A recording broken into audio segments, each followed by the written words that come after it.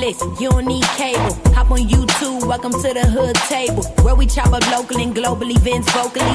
You don't really wanna miss out on these conversations. Just joke a little, laugh a little, get that wine in your system, fill your glass a little, expose current events, talk trash a little. You never know, these opinions might clash a little. They addicted to the content, got them binge watching. You don't like it, then you want invited. Bet your friends watching in the house or in your job parking lot before you clocking. They don't wanna miss a second of this HT content. Everybody think they got something to say, so it's an open invitation, bring it to the table. But if you come whack, just know we ain't buying in. We gon' probably turn your back and tell you sorry, try again. Yeah, welcome to the hood table. You don't need Netflix, you don't need cable. Yeah, welcome to the hood table. You don't need Netflix, you don't need cable.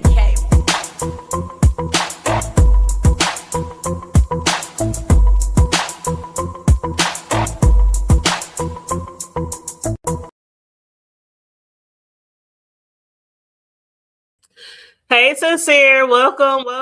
Please, you guys, on your way in, please make sure you like and share the video, please, and thank you very much.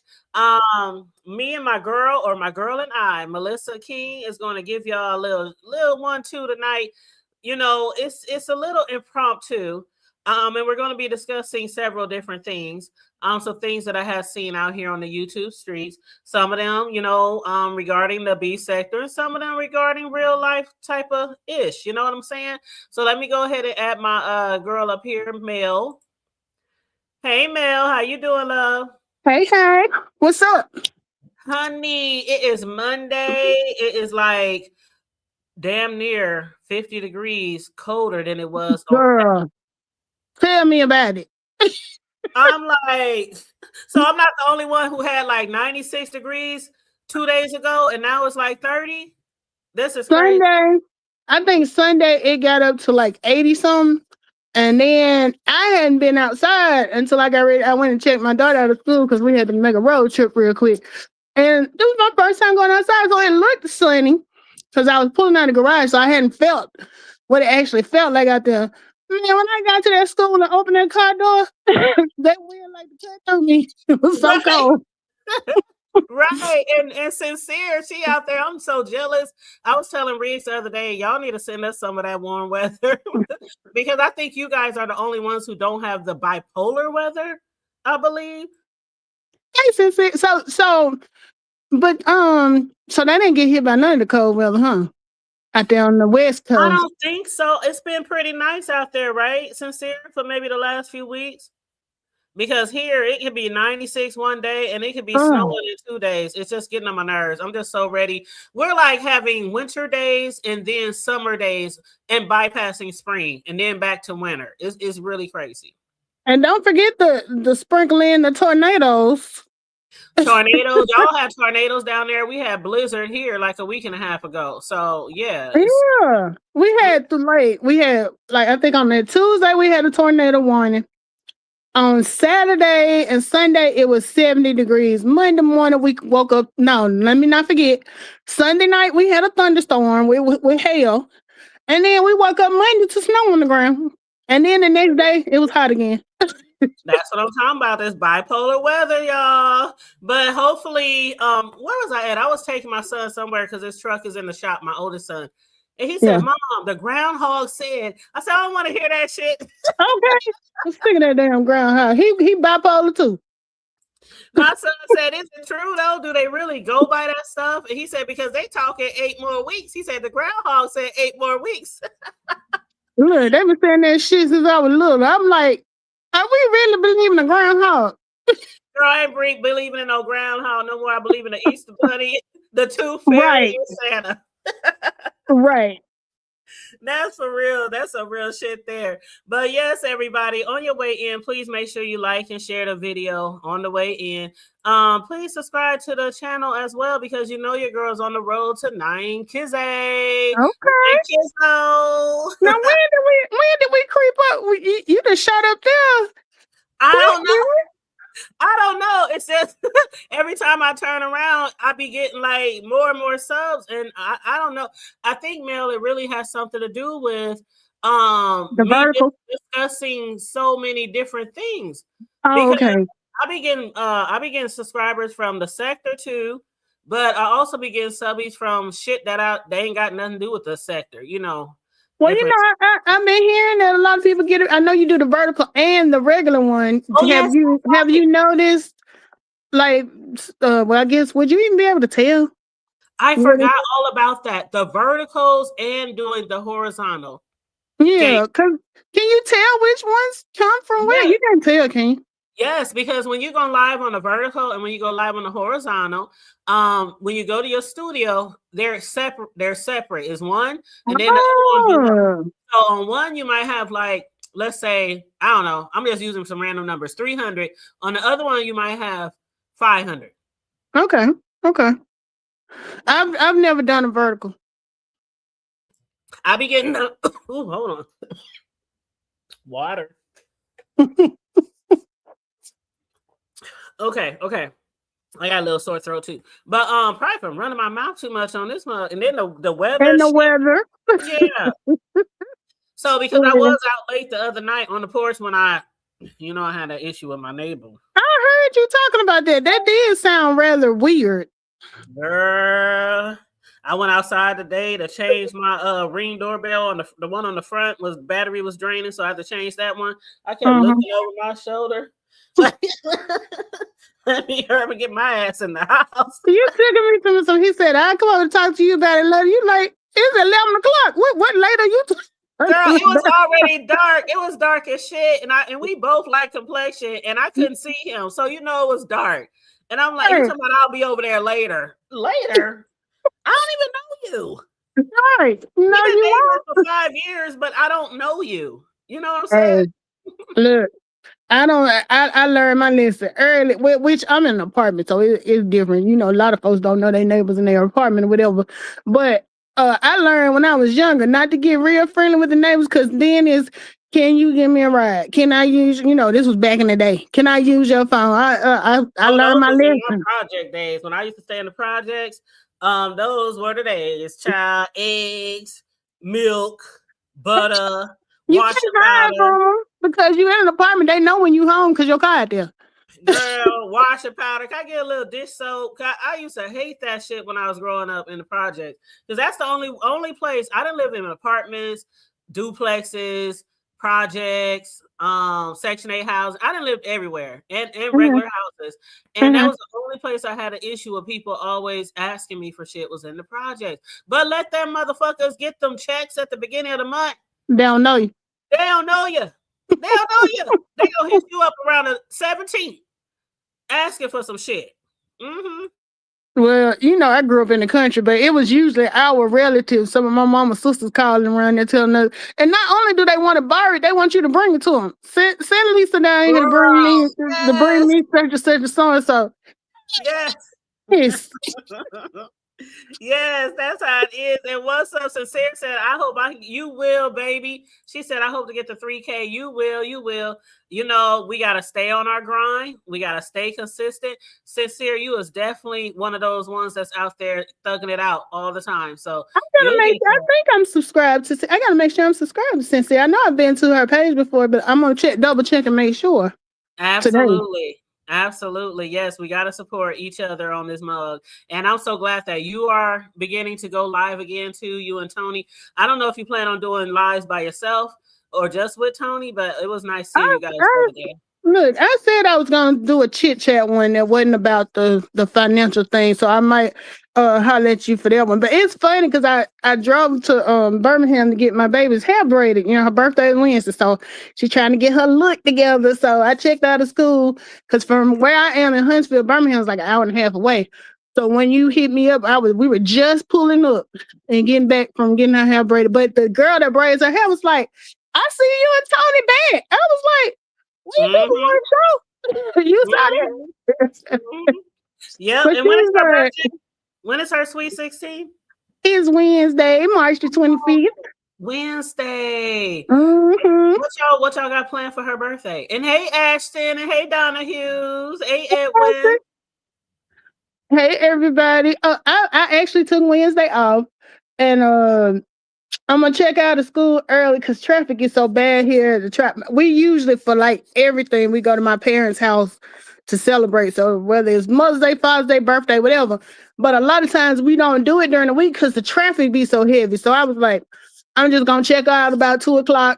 We'll head over to my folks' house, hang out there. And Saturday we got the big concert coming up. We're going to see New Edition now. So we're excited about that. Oh, that's right. So what was the last concert you saw? That one, New Edition. I'm going again. We're going again, but I told you the surprise is she gonna meet him this time. Oh shoot! Oh yeah. My gosh! We got the backstage. We got the backstage passes and all that stuff. So that's a surprise. She know we going, but she don't know she gonna meet everybody because her mama old, so she like the old school stuff. So she love her some Boys to Men. They gonna be there. She ain't big on Tony Braxton, but she like Boys to Men and she love New Edition. Girl, we watched the New Edition movie together, so she been hooked ever since. Oh, and it's on Saturday, the 28th. Yep. Oh, that's what's up. So that's not this weekend. It's wait a minute, what's today? Yeah. Oh, that is this weekend. Her birthday's there tomorrow and the concert's Saturday. So okay, that's what's up. That's what's up. Okay. I'm looking forward to it. That sounds like so much fun. I would run up there and be like, Mike. Nah, okay. I like a lot of them. I like Ronnie. Well, I told you before, Ricky was my dude. I used to love me some Ricky Bell. I like me some Ronnie. And since she said thank you. She liked Bobby Brown. And she said, and she took me so bad because when we were watching, I think that movie came out. Did she like Big Bobby or Little Bobby? She like, well, the video she saw, of course, were Little Bobby. Every little step. Used to say Big Luther or Little She like Little Bobby, but she was still excited when she saw him at the concert. But what she took me with when we was watching the movie, that came. I think she might have been about 10 or 11 when the movie came out. So after we watched the movie, we started, putting up our videos, and it's this one song they got that Johnny was singing on, and she was like, "Mom, it's just something about his voice. It just does something to me." I was like, "Girl, sit your tail down." Girl, I used to love me some Ronnie and some Ralph. I really did. When Ralph I like Ralph when he sensitivity, girl. Yeah, you could tell me. Ashley said Bobby hers too. Man, I'm telling you, I'll have Ronnie. Y'all can have Bobby. Y'all can have Bobby. Y'all can have Rick. Y'all can have all of them. Okay. You just want Ronnie, huh? Mm-hmm. Girl. I know my bestie Tanisha, she lives in Atlanta. She grew up living New Edition too. She like a year older than me. So when we went and saw him in Atlanta, that was the first time we actually got a chance to meet him because I got some pictures of him on Facebook. We took pictures with him and all that stuff. Girl, she seen Bobby Brown and I thought we was gonna have to carry her up out of there. she was holding out to her. If you have to carry her now, you probably have to give her mouth to mouth back in the day. Okay. Somebody necessitate her. I'm gonna send you when I get a chance. I'm gonna see you the picture on Facebook because girl, she held on to him like that's her man. Because all of us got to take individual pictures with them, and then we took like a group photo and stuff. So, girl, she was in love. I said, now you got to get Shaq for me, right? Yes, she got to get Shaq. She got to do that for her mama. Maybe for I don't know what's. No, I was telling my friend Tanisha that. Oh, your friend. Okay. Yeah. Okay. Well, Ashley said the hood table. I'm telling my age. Shit, we all telling our age. Shit. Hell yeah. Everybody know that Ashley, you know that if it isn't love, because everybody be doing that little, with the hand thing and doing the stuff. If it isn't love, hey, why do I feel this? Ooh, that's my shit. I used to love that video. I used to love that video, especially in the end when they finally get it. Like they got it. She said her and her siblings knew all the dances. Yep. Mm-hmm. All the moves. And Noble said, as far as neighbors borrowing, I just get them money because I don't like giving things out of my house. Oh hell no, I would never. Well, you will never get rid of them that way. Noble. They be over there on your paydays and shit. Look, Noble, do they come over there and ask for eggs? Since he got the chicken. Sincere say, yep, it's best to stay to yourself, although being part of the community is important. Absolutely. It sometimes is, because shit, when child, I go in my house, I come out my house, I go in my house. I don't be really, it's certain people in my neighborhood that I speak to, but these people, like I said, here on my on the south, right next door to me, right. No, they too weird. They too weird. I don't mind being there for the community, but I just don't like making myself too accessible. I don't, you can't just feel free to come and bother me whenever you get ready. Not that it's always gonna be a bother, but I don't do that. I don't do that to people myself. I don't knock on your door unless maybe, like, I'm gonna tell you how I do. If somebody ring my doorbell and I'm not expecting company, the first thing I do, well, when we live in, like right now, we got a garage, so it's not an issue. But when I lived in an apartment where the car was in the parking lot, the first thing I do is look out the window and see if my tires on flat or if they coming to tell me anything wrong with my car. If my car good and I didn't know you was coming, I don't answer the door. Because what else could you possibly want and you didn't call me first? Mm-hmm. Yep. So, and I used to have a problem with that. I don't anymore, but I started working from home years and years and years ago, like 10 years ago. And me too. I still had the problem even up to a few years ago when my friends would just come by, boom, boom, boom, boom. They loud music. They know I'm at home, but they think just because I work at home, I ain't doing shit but sitting on my hands. I'm like, I'll be on important phone calls and meetings, and they be pulling up in the driveway, boom, boom, boom. I'm like, oh my God, I can't even hear the client on the phone. Like, I'm on the phone with my supervisor. They're like, what's going on over there? I'm like, oh, I don't know. Somebody drove past. I don't know. People think when you work at home, you don't be doing shit all day. They really feel that way. They really do feel like when my son, when my grandbaby was real small, he used to be like, oh, Mom, you can keep him over there while you're working. He ain't gonna be no problem. I said, are you crazy? Yes, we will. Like, he be in and out, running up to me and, Yaya this, Yaya that, Yaya come play. Let's color. Let's do this. Help me change the channel. I'm hungry. I'm thirsty. No. Yep. I know when I first started working at home, it was in 2015, and Naya it was when she started regular school. She started K5 and she was 5 years old, but I didn't know how she was gonna do as far as like when I pick her up from school, because in K5 they got out at 12.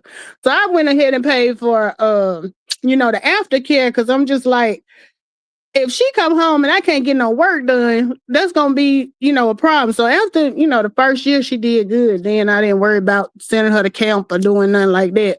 But yeah, when I first started, I was like, I can't be getting up every 5 minutes doing stuff with you and everything. But they kids, they don't get it. Oh no, they don't get it. They don't get it at all. That's why when I taught my grandbaby who's 4 that if he wake us before me, because his bedroom is across from my bedroom, so I told him, if I'm asleep, you hit Yaya really hard, because he was he used to just stand there next to my bed with his toys and just look and just be looking, waiting on me to wake up. I'm like, do he do this to y'all at the crib? He said, nah, he jumps in the bed. And I said, well, why won't he jump in the bed with me? They said, I don't know. Maybe your bed too tall. I'm like, I don't know. Well, Naya just got out of my bed about 4 or 5 years ago. She slept with me. I used to tell people all the time, I could rent her room out, because she gonna come in here and get in the bed with me every night. Girl, I've been thinking about putting my office in Ace's room, but I'm like, I can't do it because he got so attached to that bedroom, and it's just big enough for all his shit. And even though I need more room, what I did was I hit up my nephew he's a carpenter. Oh yeah, you say you were gonna get him to put some shelves up and stuff. Yeah, he's gonna do some shelves for me to add more space to my office and my craft room, and then he's gonna put some down in the basement too, because I'm gonna order one of those big printers to print like big banners and all that stuff. So that has to go downstairs. So I'm gonna have some stuff downstairs to continue on the craft area, so that he can get his room, because he will have to grow into it too. You know what I'm saying? So I figure instead of squishing all his stuff into that office that I got, even though the office is a nice size, it's like 8 by 10. It's a nice size for a bedroom, a small bedroom. So, but his bedroom is like 12 by 12. So he got a big room. So see, I don't even know them measurements. You might as well be telling me it's 30 by 50. I'm not good with like picturing measurements and stuff. well, So you know, being I used to work in real estate, and yeah, also when I was buying yeah, my home, I paid close detail to the room measurements because so many houses out there might be really nice, but they got small bedrooms, and people will really charge you an arm and a leg for a house, yet have small bedrooms. So I like to yeah. get my money's worth. So I definitely paid a lot of attention to the size of the bedrooms. And hey, Donna, hey, Harry Hooven. Donna And said she done further around and found out. That's cute. what happened? You read her message. Hood table honest. Ooh, that I love your chat. Oh, How cool is that? oh, that's so sweet. They said it Donna might don't be hard feel to bad. believe. Donna don't feel bad. I heard about her channel on Deanna's, probably about 5 or 6 years ago. It's And been I a long came, time. it's been a minute. I came over and checked it out one time and she ain't been able to get rid of me since. I know. I have that, That that thing. yes, that magnetism Yes, and your good yeah. topics. Because when I came over, it was when you were doing the story. No, it might have been, you know what? It was either the story about Oriental trading or it was when Miss Sislow was telling her story about, being married in the church and all of that stuff. Do you remember when you interviewed her for that? It could have been Oriental. That was like, that was about 6 years ago. Okay. Yeah, that was about 6 years ago. And I think was Sislow's story, and I'm still waiting on her to put out that book, child. But that was the same year. Okay, so it was around the same time. Because I know I went to check that out because I think Deanna was talking about that story as well. So let's see who this hood table is. Yeah, because Deanna, we've been following each other for a long time. So if you've been 6, then that tells you how long me and Deanna been supporting each other. So it's been quite. Because have you been with Deanna since she first came on when she was still with when she was over there with Bradley? Yeah, you were okay. Okay. Yep, that's where I first saw her. I think I started following her. I don't know if I was following her then. She did some live that had me real tickled. I was like, yeah, I got to subscribe. Because it was she really, man, when I heard her the first time, I don't know, she was roasting, dragging, doing something. She was doing something, but she was so fucking funny, and she had her liquor. And she had her cigs, and she had and her laugh. It was so, she was funny, and I was like, "Oh my god!" I love Deanna because we with us being neighbors down here because we right next door to each other, and she just reminded me of people from around here because we the same way, putting up, drinking, and smoking. That's how my family is. Yeah. That's why our family is. That's why I say, even though we from the hood and we maybe can get rowdy if we have to, but anybody who I ever introduced my family, they love us. They like my cousins, my siblings. We are so cool and down to earth, and we believe in having fun. So you will definitely be entertained and have fun. Yeah. I'm silly anyway. Anyway, I can go and have a good laugh. You're gonna find me there.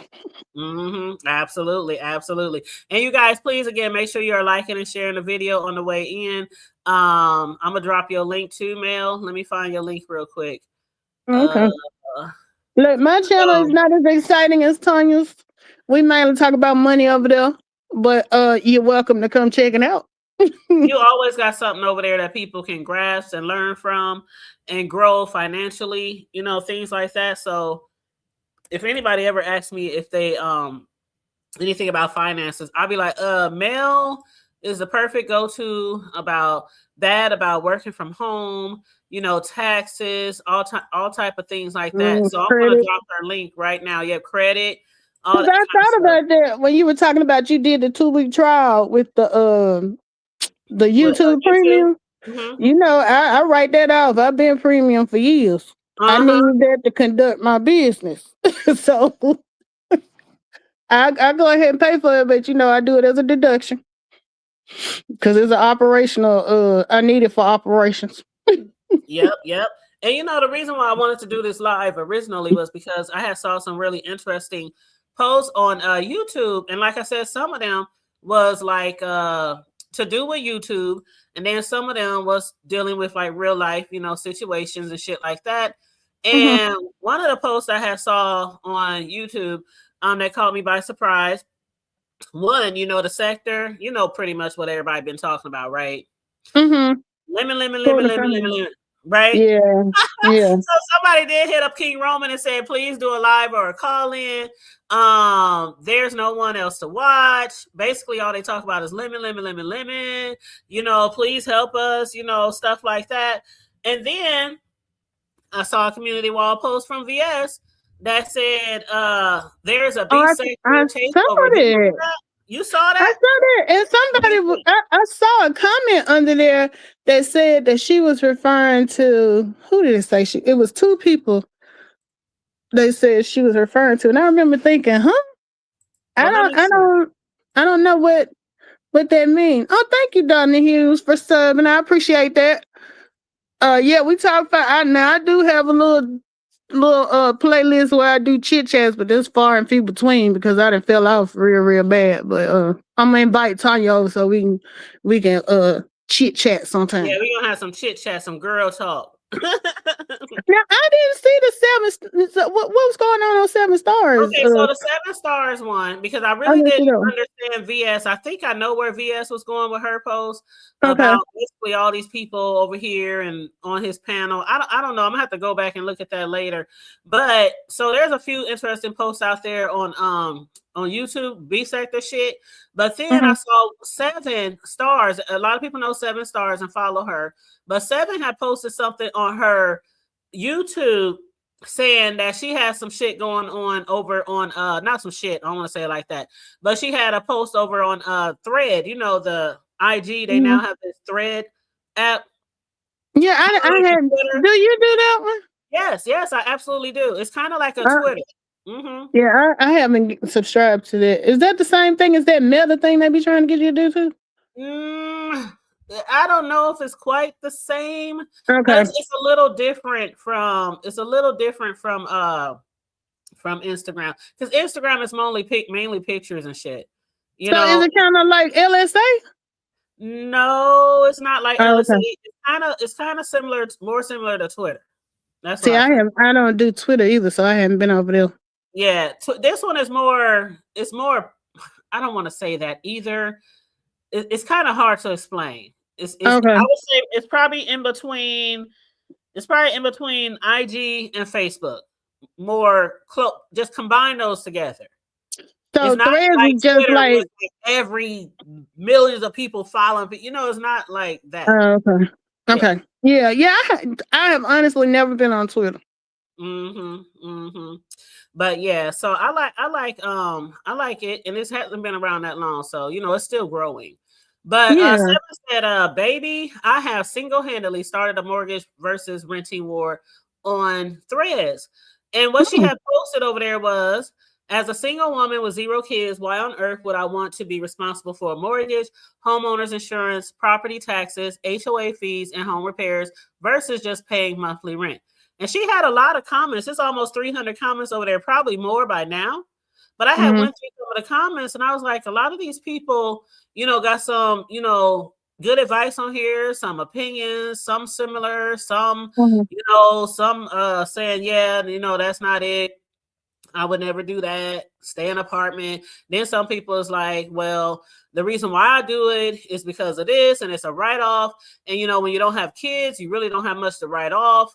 And, you know, so I was like, well, let me hit up Mel, because Mel, you know a lot about the taxes, you know a lot about the write-off, and especially a lot of us who are content creators, there's a lot of things we can write off, you know. You know, I was listening to your conversation yesterday, and you were kind of talking about, you know, your son paying his rent and his $1,400 and how you decided to go ahead and get the house. And, you know, people, and I like how you said that you don't judge, you just talk about what you couldn't do, because I get a lot of flack. I'll never forget, I got offended because, you know, I do a lot of promotion over on Facebook, right? So one of the girls that I went to school with, she was actually a classmate. She does real estate. So I had put a post up when I got ready to move from Birmingham to Huntsville that I was apartment hunting. And she was like, she's allowed her opinion, but what I didn't really care for is she put a comment on my thing saying, how are you a financial? Don't you realize a house is an investment? Why are you looking for an apartment? And I was like, people are so quick to make a judgment and they don't even know the person's situation or why they choose to do things the way they do.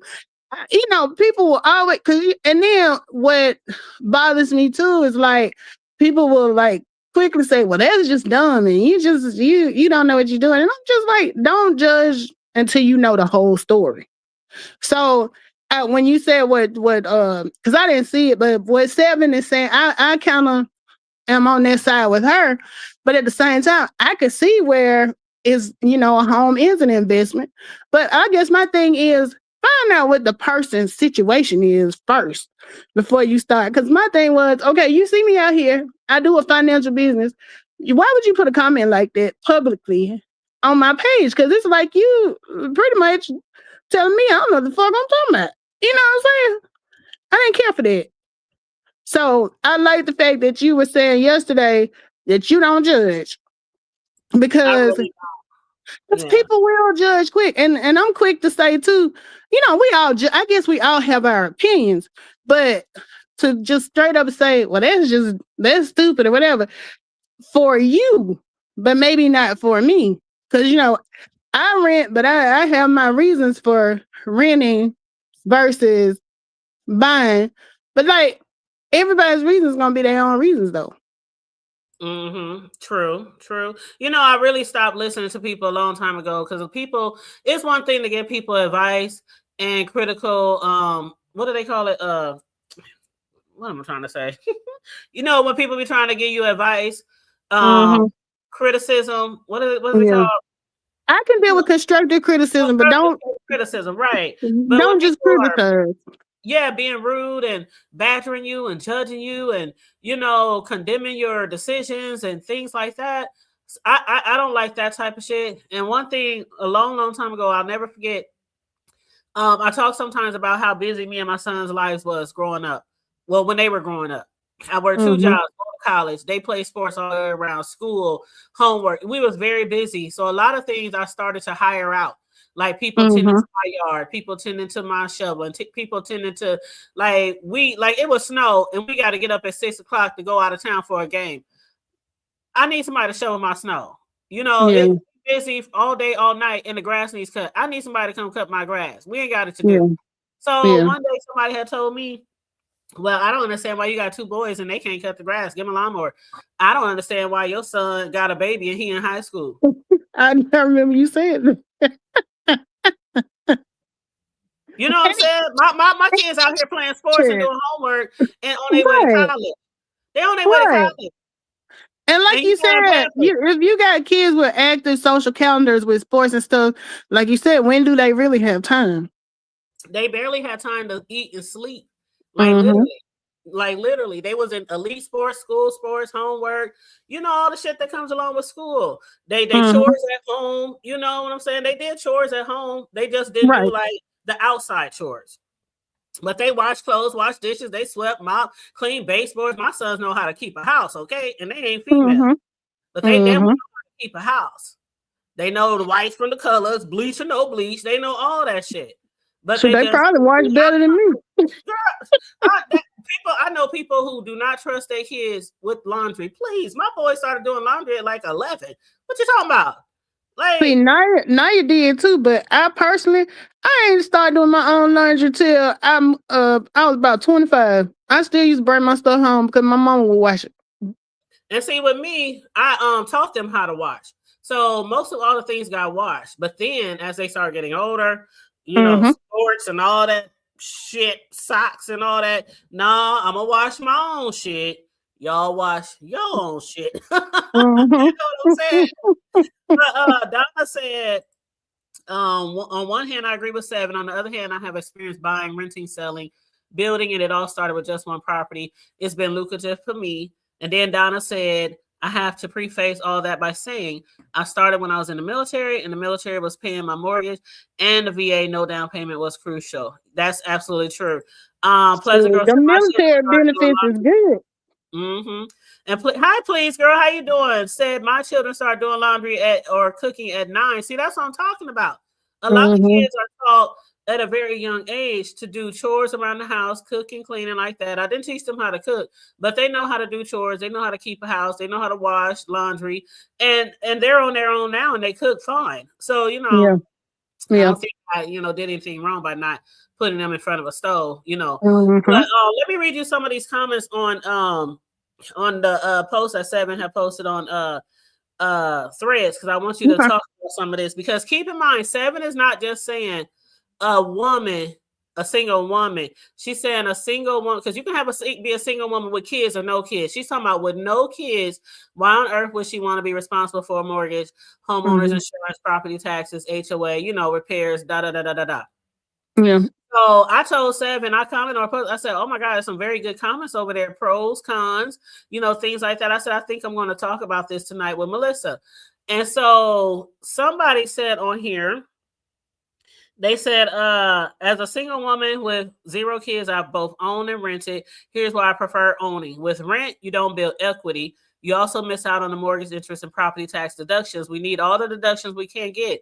And your mortgage doesn't go up every year. You can do what you want to your place. You can have as many pets, not pay extra. You don't have to worry about having to move out because your landlord wants to sell or, something like that. So let's tackle that one comment right there about the tax deductions and that's true. equity. One of the things that we joke about all the time when me and Tony go live about the money thing is, before I had, I was a late bloomer. I didn't have my daughter until I was 36, almost 36. So prior to that, I didn't have kids and I rented. And like whenever I would go to get my taxes done, I would ask my tax lady, is there anything that I can do? Because I was always having to pay. So she was like, the standard answer was, have a child, buy a house, or you can just have them take more out of your check. I said, well, I'm not at a stage where I want to buy a house because, you've heard from my stories, I move around a lot. I done lived in like 4 or 5 different states, since I left home. So I hadn't planned on buying no house until I knew I was ready to just be settled. And then as far as having a baby, I was career driven. So that wasn't in the works during my, 20s and early 30s and stuff. So I do realize the benefits. Now, one of the things that I look at, though, I know you were saying yesterday about having the warranty companies that can fix things. Like if you have issues and stuff with your home, the what do they call it? That insurance. Just home. What do they call it? Dang, what do they call it? But I knew what you were talking. I knew what you were talking about. I just know the name of the company I go through, but basically they cover like your refrigerator, your stove, right? Your plumbing, electrical. They cover a lot of stuff. Well, a lot of stuff. Like your dishwasher, your food. What do they call that thing in the sink? The food process, like the trash compactor. The trash compactor. They cover a lot of stuff in your home, and I have used it before in the past. I had to get a refrigerator one time fixed. I had to get a laundry. My washer, was it the washer or dryer? I think it was the dryer that I had to be fixed, and you pay like a certain amount every month for the service. It's like a home repair or something like that, because you have your homeowner's insurance that covers like from hail, storm, robberies, things like that. And then you have to have also your home repair insurance as well. So it's kind of like when you get a car and you buy that extended warranty for when they stop covering what you get those first 36 months of owning a car. It's like a way to, So, I mean, I get that and everything. And there are discounts and stuff. Tony usually speaks more on that part because he owns property and he owns, his home and everything. But for me personally, I was just like, I was, kind of feeling like 7. I'm like, look, I move every 3-4 years.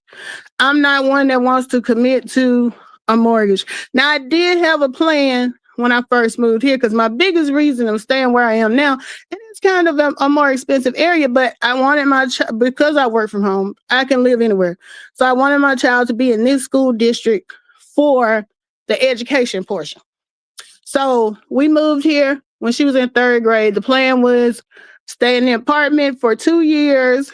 And then after that, get a house, build some equity or whatever. Then when she graduates, I was going to sell the house and then, go and build. Because my thing is, my parents have 10 acres.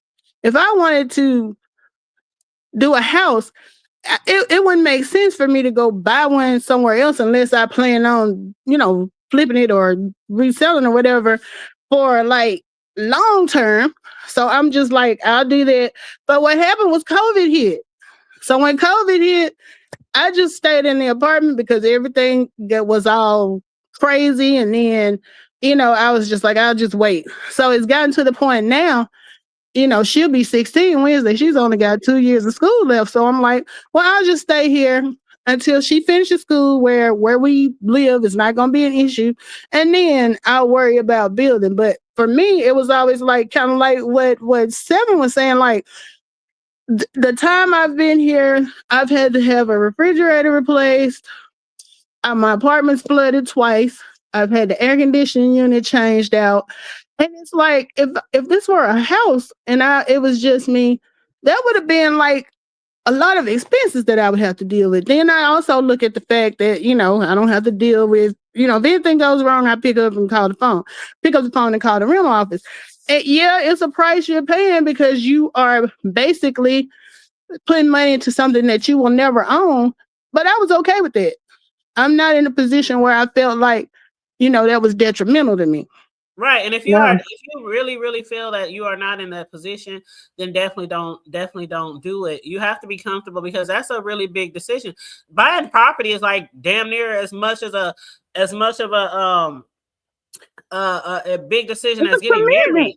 It's like, or getting married or, moving to another state for a job. Like that's a really big decision. And I saw a post up here that said, if you can't afford to get your HVAC or plumbing fixed, you ain't ready. Some of these insurances are not like they used to be. And I wanted to chime in on that because, again, I have a home warranty.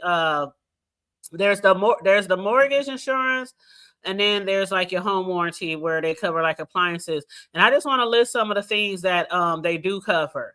Okay. And, excuse me. Plumbing system, plumbing stoppage, water heater, whirlpool, tubs, electrical system, oven, range stove, cooktop, sump pump, built-in microwave, dishwasher, garbage disposal, trash compactor, ductwork, garage door opener, ceiling and exhaust fans, AC system, heating system, clothes washer and dryer, refrigerator. And it goes on and on. They can cover your pool, your spa, your well, your septic, water softener, ice makers, freestanding ice maker, additional air conditioner system, like I have 2 refrigerators. I have one for my cake decorating business and I have the home refrigerator. So additional refrigerators, additional stoves, things like that. And I pay $40 a month. That's a good rate. That is a very good rate. I've been paying that. And mind you, even before when I was renting, you can still get that as a renter. You don't have to. In most apartment buildings or most landlords, they already have that. But let's say you move into a house and you don't like their fridge and stove. You tell the landlord, take that shit out. I got my own. I've done that plenty of times, and they'll take that shit wherever they store all day, stuff, and I'll put my own fridge and stove in, or my own washer and dryer. But that's $40 a month. And if anything goes wrong, it like, let's say my stove break down. If anything goes wrong, you have to pay a fee for them to come out.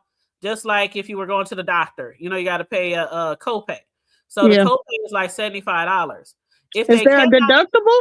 Is there a deductible as far as like? No. You pay the monthly fee, and then you pay a one-time fee if they have to come out and fix it. Okay. I didn't know if it So was like, with car insurance and stuff, they cover, but you got to pay so much and blah, blah, blah, no. blah. It's a one-time fee. And Okay. if you're, let's say, okay, my refrigerator, when I moved here, all appliances was brand spanking new. So I already had some insurance covers on it, right? So Right. after that expired, my washer had to be fixed. So you would pay like the one-time fee, $75. And then if they cannot fix it, you get a Mm-hmm. brand new one to match the standard that you already had. So it'd be very similar. If they don't sell the same type that you have, they would move you up to a better brand, but it would be still like maybe the lower end of the better brand to match what you had before. That was a lower brand. You know what I mean? Yeah. That's a So good deal. that is an awesome deal. I've been doing this for years, since like 2005. Well, I have heard mixed reviews. I have heard some people say, and I guess it depends on the company, because I've heard some people say, yeah, you pay that money, but then whatever I've had to go wrong when they come out, it's not covered. It's not covered. So, but then You I've had definitely people gotta know like, what's covered. You definitely gotta know what's I've covered. had people like you who have said didn't have any issues, but then they were paying more than $40 a month though. So I guess it just depends on if you do your research, I don't know who where they go through. I or guess it where just depends. is your company like nationwide? Like it's not a regional thing, is it nationwide? It's nationwide. But have you heard of, I'm not gonna say the company I go through, but I'll tell you the Mm-hmm. company I used to go through. Mm-hmm. Years and years ago, I used to go through Service, what is it called? Service One. Well, And they were but really then good. I'm not a homeowner either, so I'm not familiar with it. Oh, okay. Well, a lot of homeowners might be familiar with Service One, but Service One, again, you don't have to be a homeowner to get Mm-hmm. these programs, to get these plans. But most homeowners do have them. So my refrigerator costs like $3,000. It's a Samsung.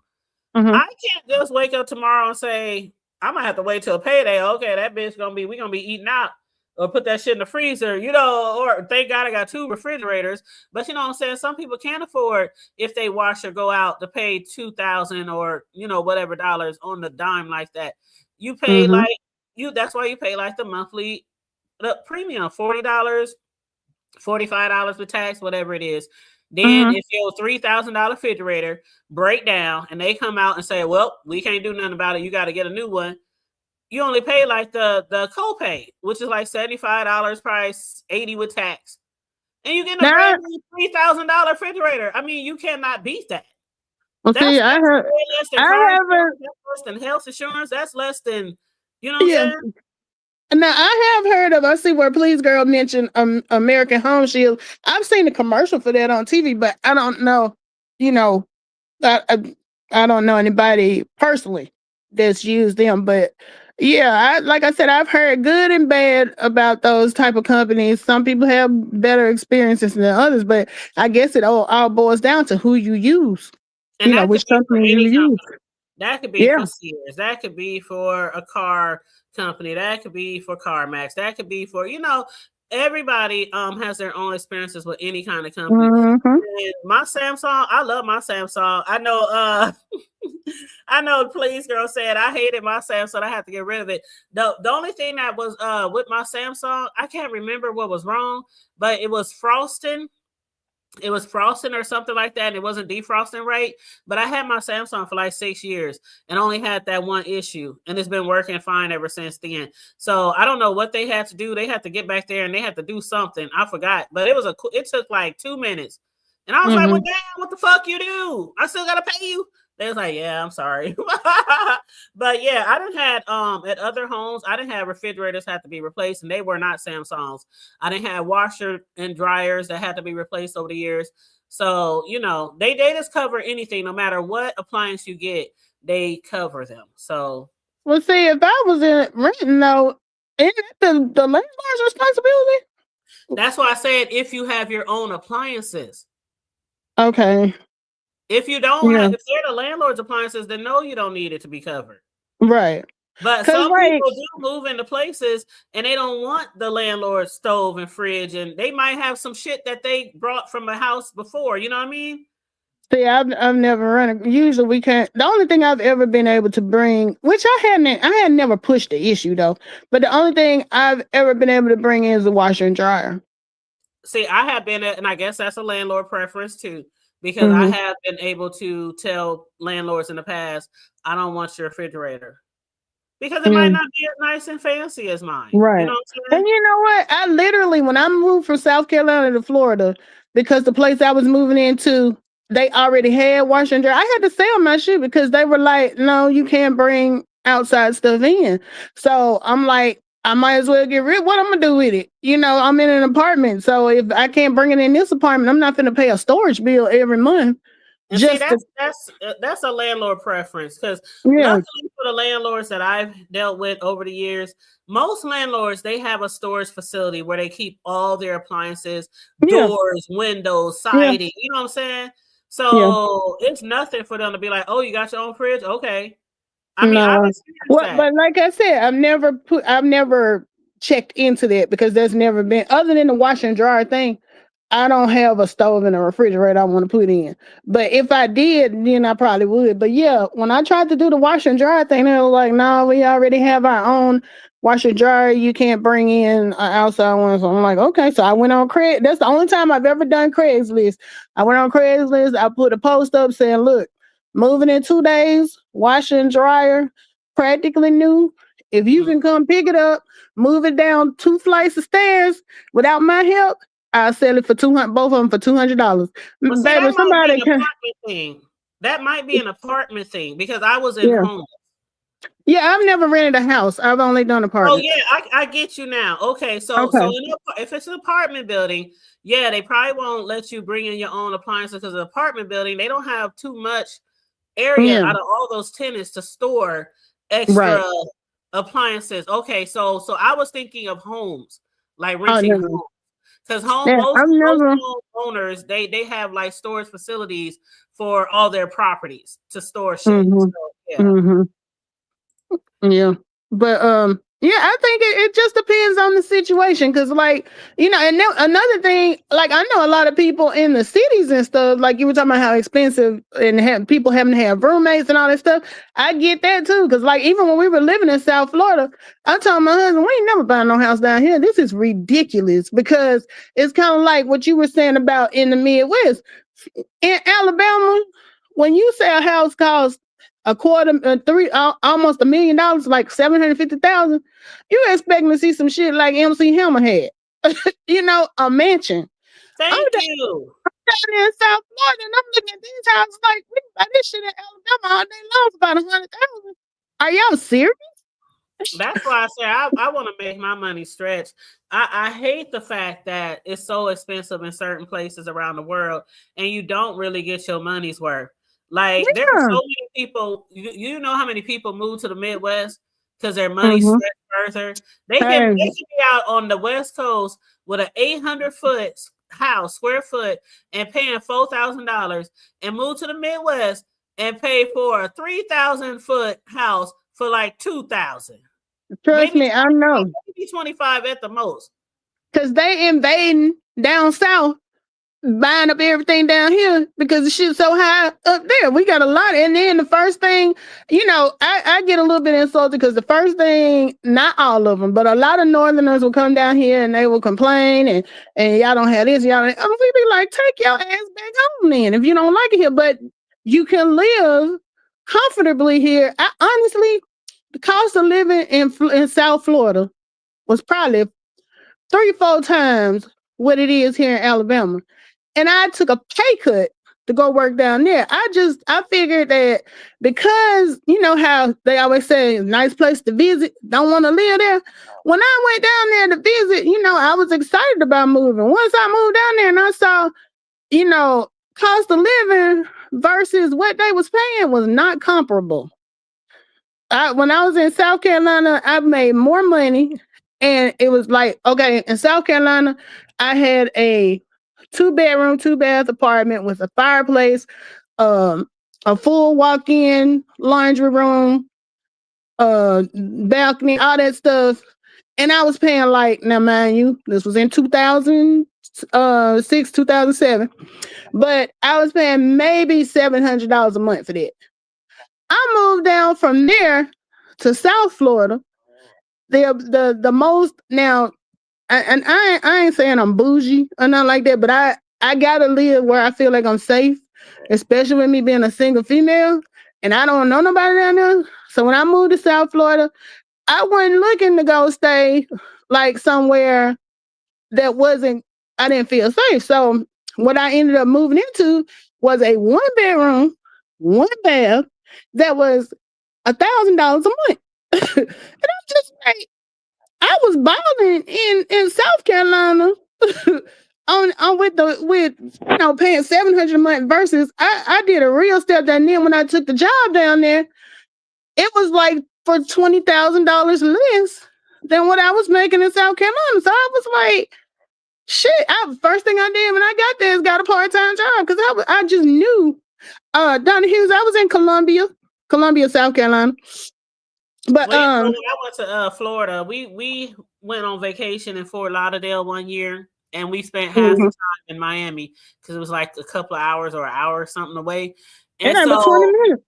Yeah, and so when we was rolling around Miami, I was looking at the homes and shit, and I was like, damn, this shit look like the hood. But being that I have a real estate background, I tell you all this time I have a real estate background. So I'm into homes and the way homes are built, and older homes and modern homes. I'm into all that type of shit, right? The structures and things like that. So I was looking up like I would write like an address down. I do that here in my own city. I would write an address down and go home and research it.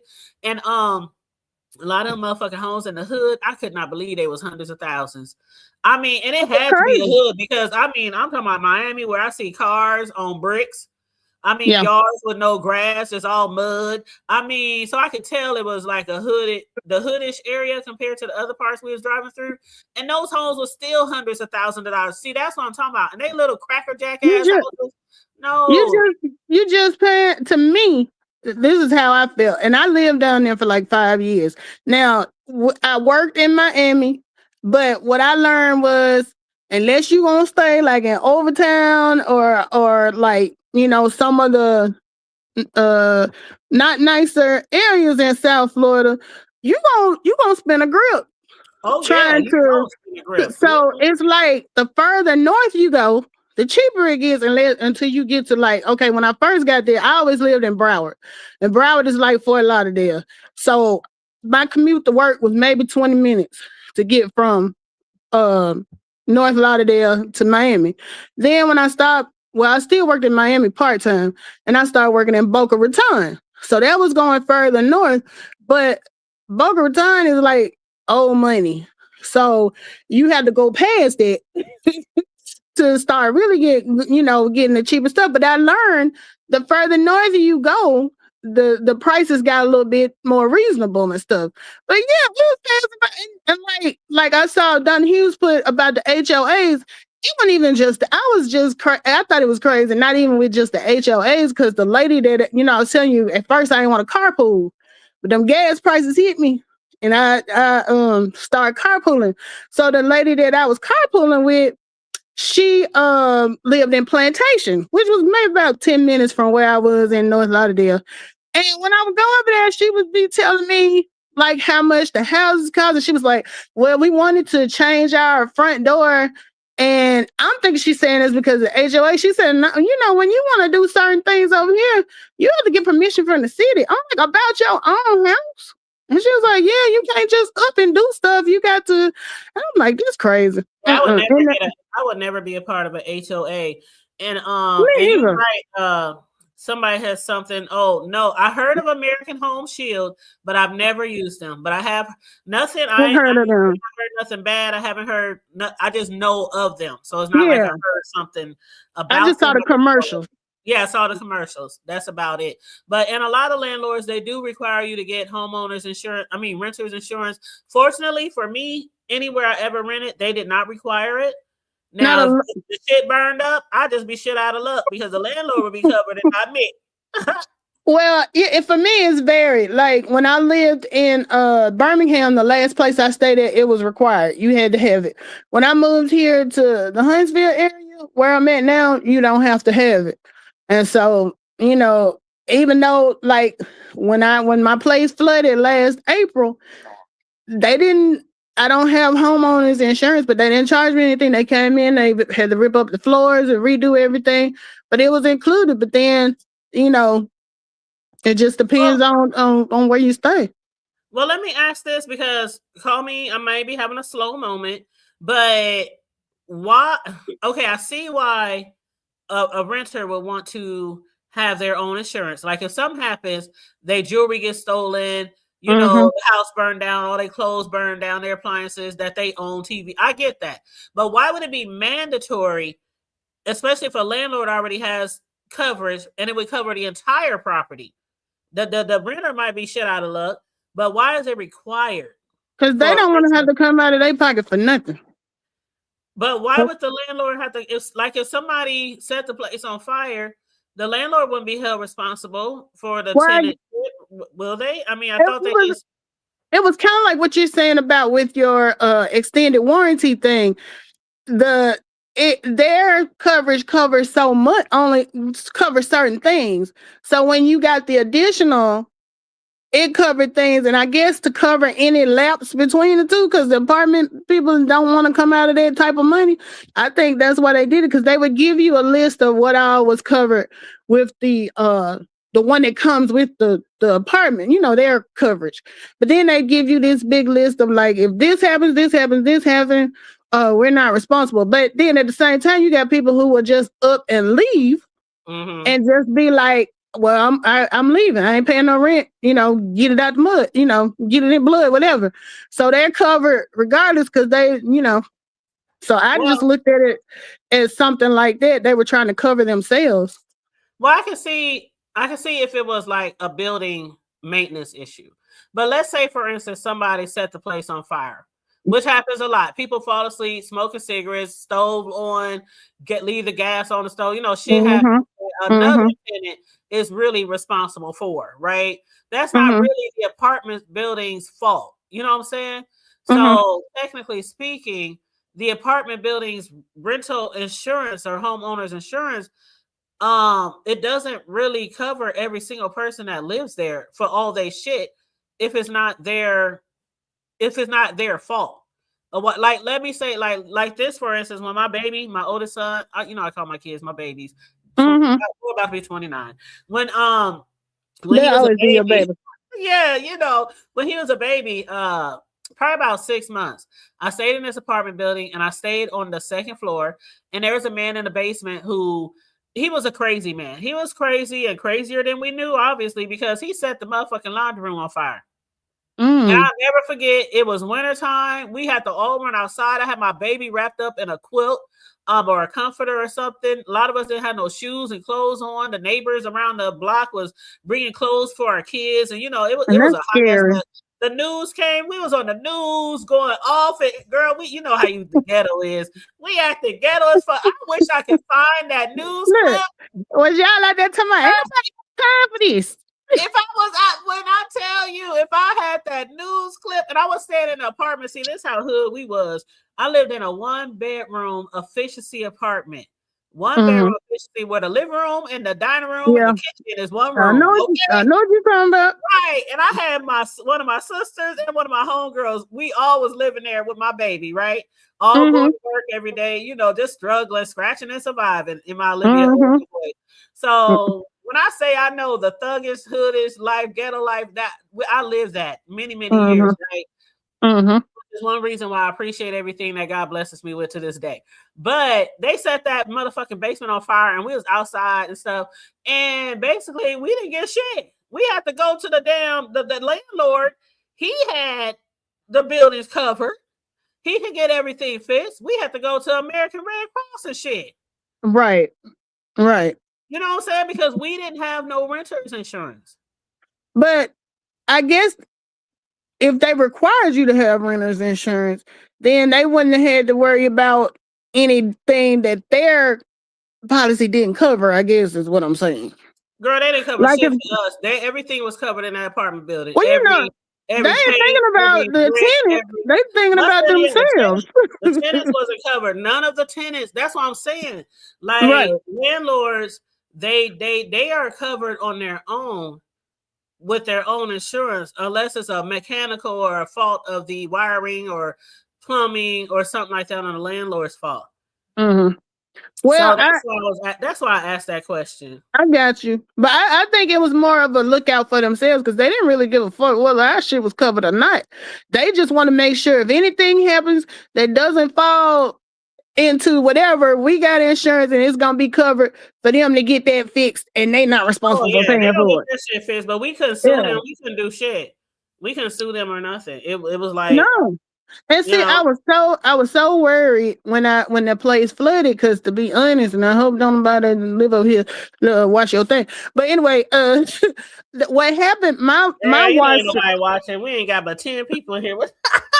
girl, and I'm gonna say this real low because I don't know how thin the walls is. But I was washing, and my washer was acting up, so I done got in the back trying to fiddle with it, trying to nigga rig see if I could fix. Because I'm that type. Oh, I can fix this. All I gotta do is this, and this. Girl, so it was like a Sunday, and my baby every Sunday.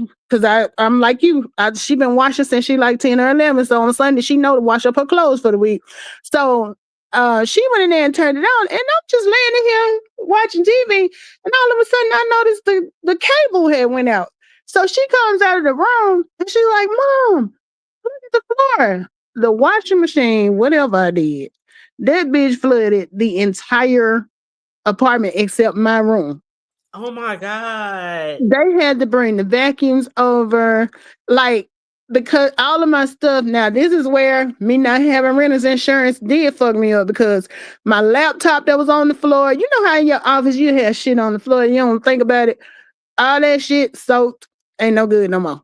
Dang. My concern was when they came, look, when I called them to come and see about it, I'm like, shit. So I tried to fix the washing machine back so they couldn't see what was going on. So when they came over there, I'm standing up there with them scratching my head. Like, I don't know what happened. Like, and the water just started just pouring out and blah, blah, blah, blah. I'm playing crazy. So you girl, I was a thespian the way I was in there acting dumb. And so I was like, I don't know what happened. I went to sleep. I woke up like this. Yeah, that was like, well, what I said, it just we just looked up and it was water in the hallway. I don't know what happened, so finally, but girl, it was a mess. I ended up getting pneumonia because the floors were soaked. And it takes like so long. Mold or mildew, smelly, or breathing and all that. Yeah. Yes, because like my office, the biggest thing that got flooded was my office, the hallways, I think it got to the kitchen. Naya's room got flooded.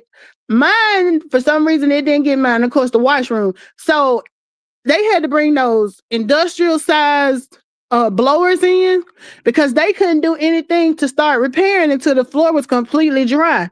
That took, oh my God, it took a couple of weeks for that. And then so my dad tells me, don't worry about the washing dryer, the washer. I'll get you another washer.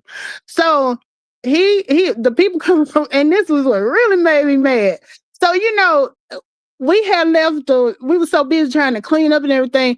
I didn't think about there was still water in the washer. So before the people come to get the old one and take it out and put the new one in, me and Naya trying to get all of the water out and everything. Well, we got the surface water, but we didn't realize it was still water under the little area where the clothes go. Oh, I had that happen too before when I had bought this house and I moved in with my old shit, right? The washer and dryer. That was the only old thing I have. Everything else was brand new except for my older refrigerator that I use for my cakes. But all the other appliances in the house was new, the newer fridge and everything. But when I moved out the old motherfucking washer to take it outside when they was delivering my new shit, girl, we had water all through thank God I had wooden floors in here because my carpet would have been just damaged. I'm like, where's water coming from? Ain't no water in the thing. I didn't know that water be underneath I didn't even think about it. I did not know And that. girl, I was so fucking mad because we had the air thing blowing, drying the floor for the last week and a half. He come in, tilted that damn washer over to haul it out of here, and we flooded all fucking over again. Yep. Here That's we what go happened. again, putting sheets, towels, everything down, trying to dry it up. So those fumes and stuff, because I don't have hardwood floors, but we don't have carpet either. It was like, you know how they got they put down the little The plank. slats, the The planks. plank. Yeah, Yeah, it's that's what I have. I don't have hardwood. I got the plank. right. We got that. So that all of that stuff got soaked and everything, and all of those fumes and stuff from inhaling. It just next thing I knew, and at this point, my dad had a really bad fall last year, right after my birthday. This happened like 2 weeks later. So I was already back and forth to the hospital and stuff. Then the damn house floods. Then I started feeling bad. And I'm thinking, because I have congestive heart failure. So usually sometimes I will have a lot of fluid and stuff on my lower extreme, like my ankles and stuff.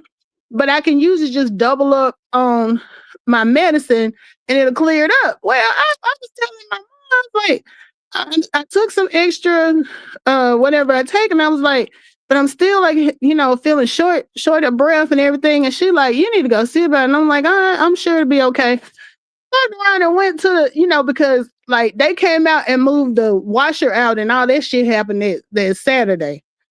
And I was already feeling bad. Then, cleaned up all that stuff. Sunday rolled around and I think it was Easter. And I told my mom, I said, if I'm not feeling better by in the morning, I'm going to go to the urgent care. So I went to the urgent care. They're like, baby, you got pneumonia. And I was like, what? Oh my goodness. That was kind of all that's going on. And I know Vibrant said sounds like you had a drain back and what could be the landlords. Nah, she nigga rigged that shit, Vibrant. Yeah, that was me, Vibrant. It was my fault. That was how they say human error or hell yeah. So, like I said, some nigga rig shit. Cause I should have left that shit alone. But what happened? You know how you hit you push the thing in and you turn it, and then you pull it out, and that's how the water come on. Well, it wasn't clicking when I turned it, and I was like, I bet you it's something simple. So here I go with my G.I. Jane tool kit that I done ordered, and I'm taking screws loose and checking shit. Fuck that shit all up. Well, you know what? After I got rid of my old washer and bought my brand new washer and dryer set, which I'm so proud of, and it's not stainless steel, and it don't talk to you, and it don't, do everything by itself like a robot, but it's still a decent washer and dryer. Been having it for years. But anyway, when I first bought the first one, the washer, when I turned the water, how you turn the water, and they had it all hooked up. Had the water, the faucet turn for hot and cold. So when you push the buttons, the water's supposed to come out. That shit wasn't coming out. We was doing everything. So I called the police back and I told them what was going on. And I said, I don't know what's wrong with this shit, but y'all gonna bring me some new shit. So they brought me a new washer and dryer like the next day, plugged it right up, and the water started coming out. And they was like, we don't know why it wasn't doing it with the old, hoses. They brought new hoses and everything. But anyway, I saw a comment up here that I wanted to read. Donna said, so homeowner insurance allows the apartment owner to reduce their insurance because everyone has renter's insurance. And that makes sense to me. Thank you for saying that, Donna. I knew it was something that was going to be a bonus for them, not for the tenant. That's why I said it has to be something. Why would they just force renters to have their own insurance? Because if it's not the landlord's fault, if something happened, then you can't sue the landlord. So now I see why it helps. It benefits the it don't benefit me. Yeah. Okay. But it benefits them. It'll benefit you, I guess, if something did happen, like you lost your clothes or TVs or very valuable possessions and stuff like that. I just wonder why they would force them to do it. That's what I was wondering. But when they did, I got the cheapest one they had because I'm just like, I don't even want to get this shit. So I found a policy. Dryer set and it costs $1,200. Okay, a basic, but it works. It's going on 6 years strong. Oh my god! In this house I didn't realize how expensive they got because the one that my dad, because when my dad, he was like, just go, because my mom needed her another stove, and so at the same time I was having the issue with the washing machine, and then I don't know if I told you about it was last year was crazy because my brother, while I was out of town, he wrecked my car.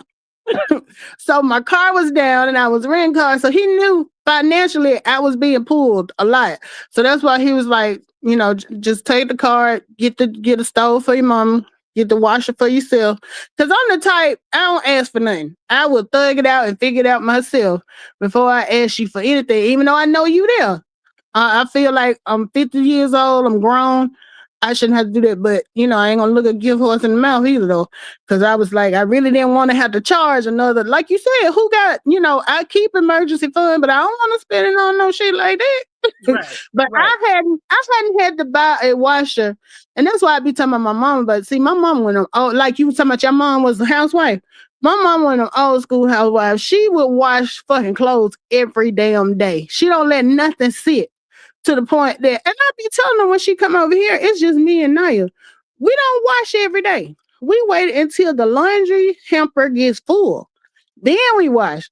My mama come over here. We had to hide the damn dish washer soap from her at one point because and what would be so crazy? Me and Naya would try to wash up everything before she come because my thing was, I don't want you to feel like when you come over here. We want you to come over here to clean up because my mom is like a cleaning machine. She will clean. She will find some shit to clean. And so at one point, we was like, I was because like she had knee replacement surgery. Anytime she has any type of surgery or anything, I have her come stay with me because I got all brothers and my daddy. They ain't gonna take care of the way a daughter would take care of them. So she done had 2 knee replacements. When she had both of them done, when she out of the hospital, I had her come stay with me. As soon as she able to walk, she in there trying to clean up and wash. I was like, if you don't get somewhere and sit down and quit trying to clean up. But you know what? She finally, one day she told me something that made me look at it a little differently. Because she was like, you know what? I don't have a job. I can't do for y'all the way your daddy can. This is my contribution. When I come over here and I can clean up and I can cook and do all that stuff, that's my way of being able. And, when she put it like that, I was like, okay. I said, I just don't want you to feel like we just want you to come over here because we know you're going to clean up everything, which Naya ain't slick. We ain't going to come over. I was like, if she do come, you're going to clean your room before she get here. Because my mom would come in there and clean her room from front to back, top to bottom. And I'm just like, from too, because my mom was a homemaker, or what they housewife homemaker, and most of the jobs that because she didn't have a really high education, so most of the jobs were my mom high school diploma isn't cleaning homes, working at cleaning hospital rooms, nursing homes, hotels, that was the kind of line of work jobs that she had, besides just at home as a homemaker. And I'm telling you, it don't matter where we live, how old our house was, how raggedy it was on the outside. It was spotless on our old ass furniture, old ass appliances. I mean, the refrigerator was always clean, spick and span. She cleaned like every freaking day. And one time I told this story before when her and my dad had to move in with me when my kids was younger for like maybe 2 or 3 weeks or something, because their landlord had got into some financial issues and he owned like, oh my God, he owned like so many apartments and complexes in this city. It was crazy. And he had got into a financial bind, and a lot of his homes and apartments where the rent was included with the utilities and the rent wasn't being paid by the landlord. So the people who utilities is in the landlord's name, because it's all combined in the rent, they didn't have any utilities. And so it was dead of winter, no heat. My dad and my mom tried to stay there as long as they can. I'm like, what the hell is y'all doing? Y'all can come over here. So finally, my mom was like, because my dad even went down there and said, can you just tell us our portion? Can we just pay our portion? They said, no, because it's all together in one account for this landlord and all his property. So my dad couldn't even do anything about it. So they had to stay with me like 2-3 weeks. And girl, when I tell you that my parents had me leave my home, I'm like, I love my mom, my stepdad.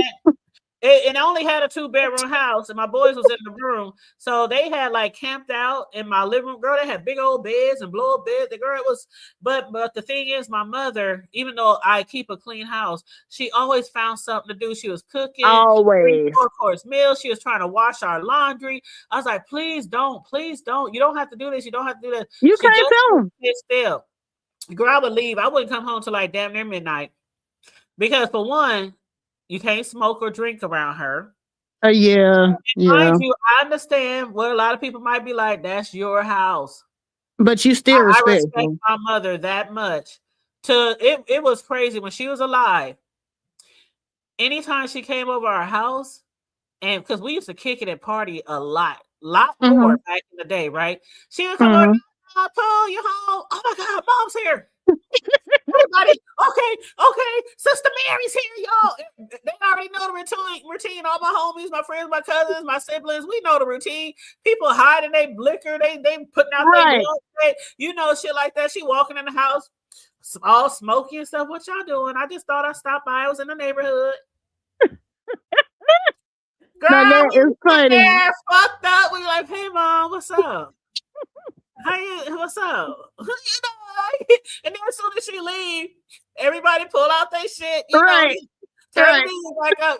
That's how it was. That's how much respect I have for my mom. And even if we were somewhere together and I was drinking, I would always lie. She'd be like, what's that in your cup? I said, it's pop, mama. You know that ain't no pop, girl. I'm like, it is too, mama. She was playful with it, but I still...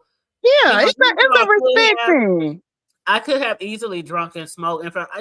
I'm grown, but just out of that much respect for her, I know she don't like to be around smoke. It bothers her, so things like that. We're the same way, pretty much the same way. Neither of my parents drink.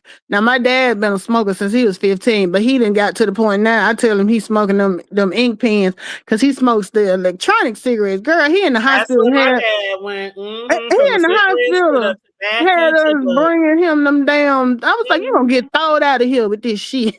Girl, he was in the hospital. My stepdad, may he rest in peace. But he was in the hospital when he passed away, not last year, but it was a year before. You remember around that time. Yeah, I remember. And, he in the hospital. He talked about bring me some tobacco. I ain't bringing, tobacco to the hospital. He said, and bring me a little cup so I can. Dad, are you serious? My dad had us bringing him them vape cigarettes in that. I'm like, they gonna throw your ass out of here. See, that's why he wanted the tobacco, because he can sneak and chew it and spit it out in a cup. He said, make sure you put a lid in it. I'm like, Dad, I'm not bringing that stuff. Man, come on now. And then you feel bad for your parents. You're like, oh my God. I always felt like when parents are nearing the, doctors always say whatever the fuck they want. Yeah. Give it to them, because it ain't gonna matter. You know what I'm saying? Yeah. Girl, my best friend daddy had a saying that we repeat all the time, because he used to tell her, drink, smoke, die. Don't drink, don't smoke, still die. Still die. Still die. How many people you know? Like my mother, she smoked cigarettes when maybe I was like 2 or 3. And then once she found the Lord in church when I was about 5, she never smoked cigarettes again since I was 5. And she was never a heavy smoker. She did it like when they would go to the bars and stuff, because it was like the cool thing to do. You know what I'm saying? But she never was one to just buy cigarettes like that. So from the age of 5 to the time she passed away, she never smoked. My dad smoked, but she made sure that he smoked outside, even with the liquor. She was so religious. You got to keep your liquor outside, stuff like that. That's how religious she was. And so for people like that who don't smoke, aren't even around smoke, not really doing anything to maybe get cancer, as a lot of us can get cancer by doing certain things.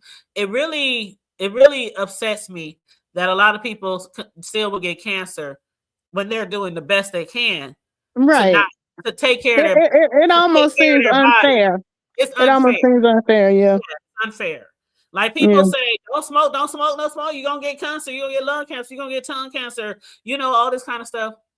And people who live very healthy lives, work out every day, all that kind of shit, can still get breast cancer, colon cancer, all type of other cancers. You know what I'm saying? Baby, my uncle, we got my dad got 10. Well, actually, he got 14 brothers and sisters, but 10 full brothers and sisters. Like it's some outside kids.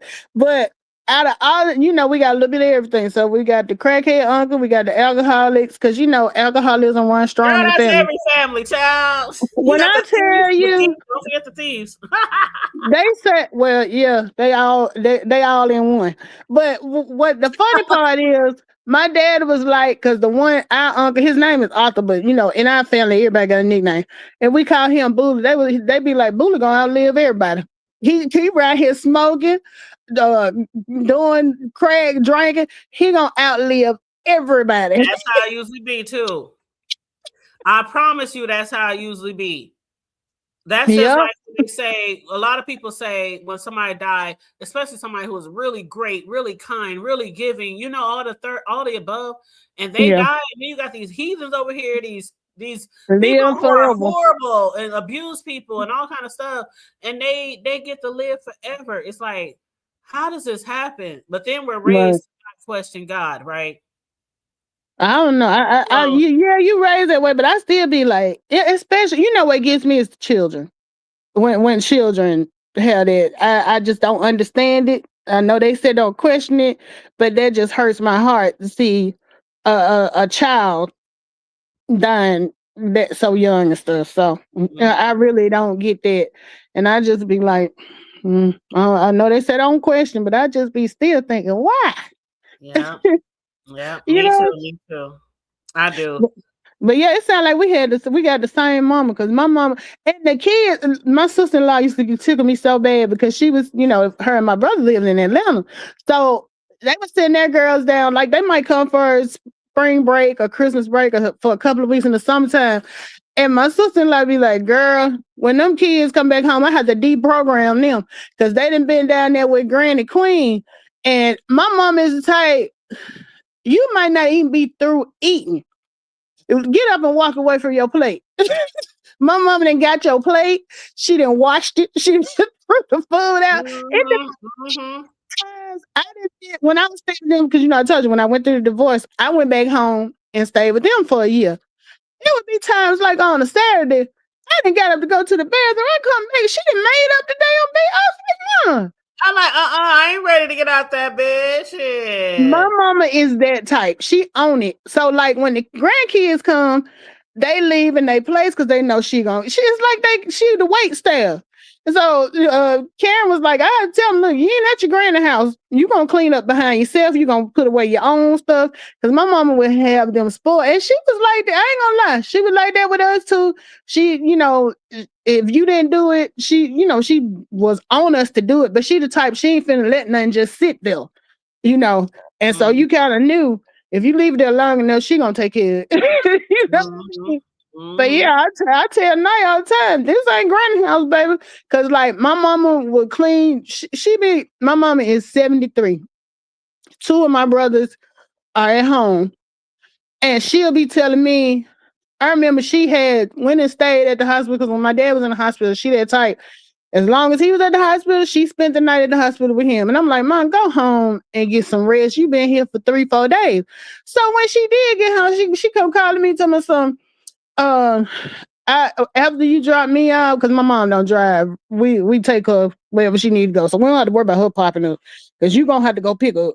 But anyway, she was like, when you drop me off at home, the bathroom in them what the boys used was so filthy. I didn't get to bed till after 11 o'clock. I said, you crazy. I ain't no way. I said, do you use that bathroom? She was like, no, but I see it. I wish I would have went in there and cleaned up behind some grown men. They would men. have been cleaning up behind their own damn self. Right. But she came home and cleaned her house from top to bottom before she went to bed. I was like, but she the type, my mama that type, you can't tell her nothing. So I didn't learn to be like, if you like it, I love it. But I wouldn't have did. I would have been heated. I would have I want $25 each for cleaning up after y'all. I want at least 20. See, I'm one of those kind of parents. I can kind of fuck with you, on the slick too. Like there's been times when my sons was growing up and they would forget to take out the trash. And I know it's trash in the morning, right? Mm-hmm. Girl, it could be 3 o'clock in the morning. I happen to wake up and realize they didn't take out the trash. Lights flipped on, cover snatched off. If you don't get your motherfucking ass out there and take out that Right. trash, Mama, I'll do it in the morning. I'll do it in the morning before they come. No, you won't. You're gonna go out there and take that trash out right now. Toilets, bathroom. I always try to carry over some of the old school parenting, also some of the new school parenting, the more understanding parenting as well. But I still have a really strict streak with me when it comes to obedience, respect, and keeping my house clean. Because I wasn't one of those parents who clint up after their children. No, I don't do that either. like two, they were putting toys away, two cleaning their beds. I don't care how fucked up the bed look, but you're gonna do your best to straighten up the bed, and we gonna walk out the house. I didn't go behind them. I try to teach them, here you do your bed like this, you do your bed. But when they little kids, they do what they can. I ain't gonna press it too hard. But as they got older, I want that room to be spotless. I want the bathroom to be spotless. I didn't play when it come to my house, especially the bathrooms.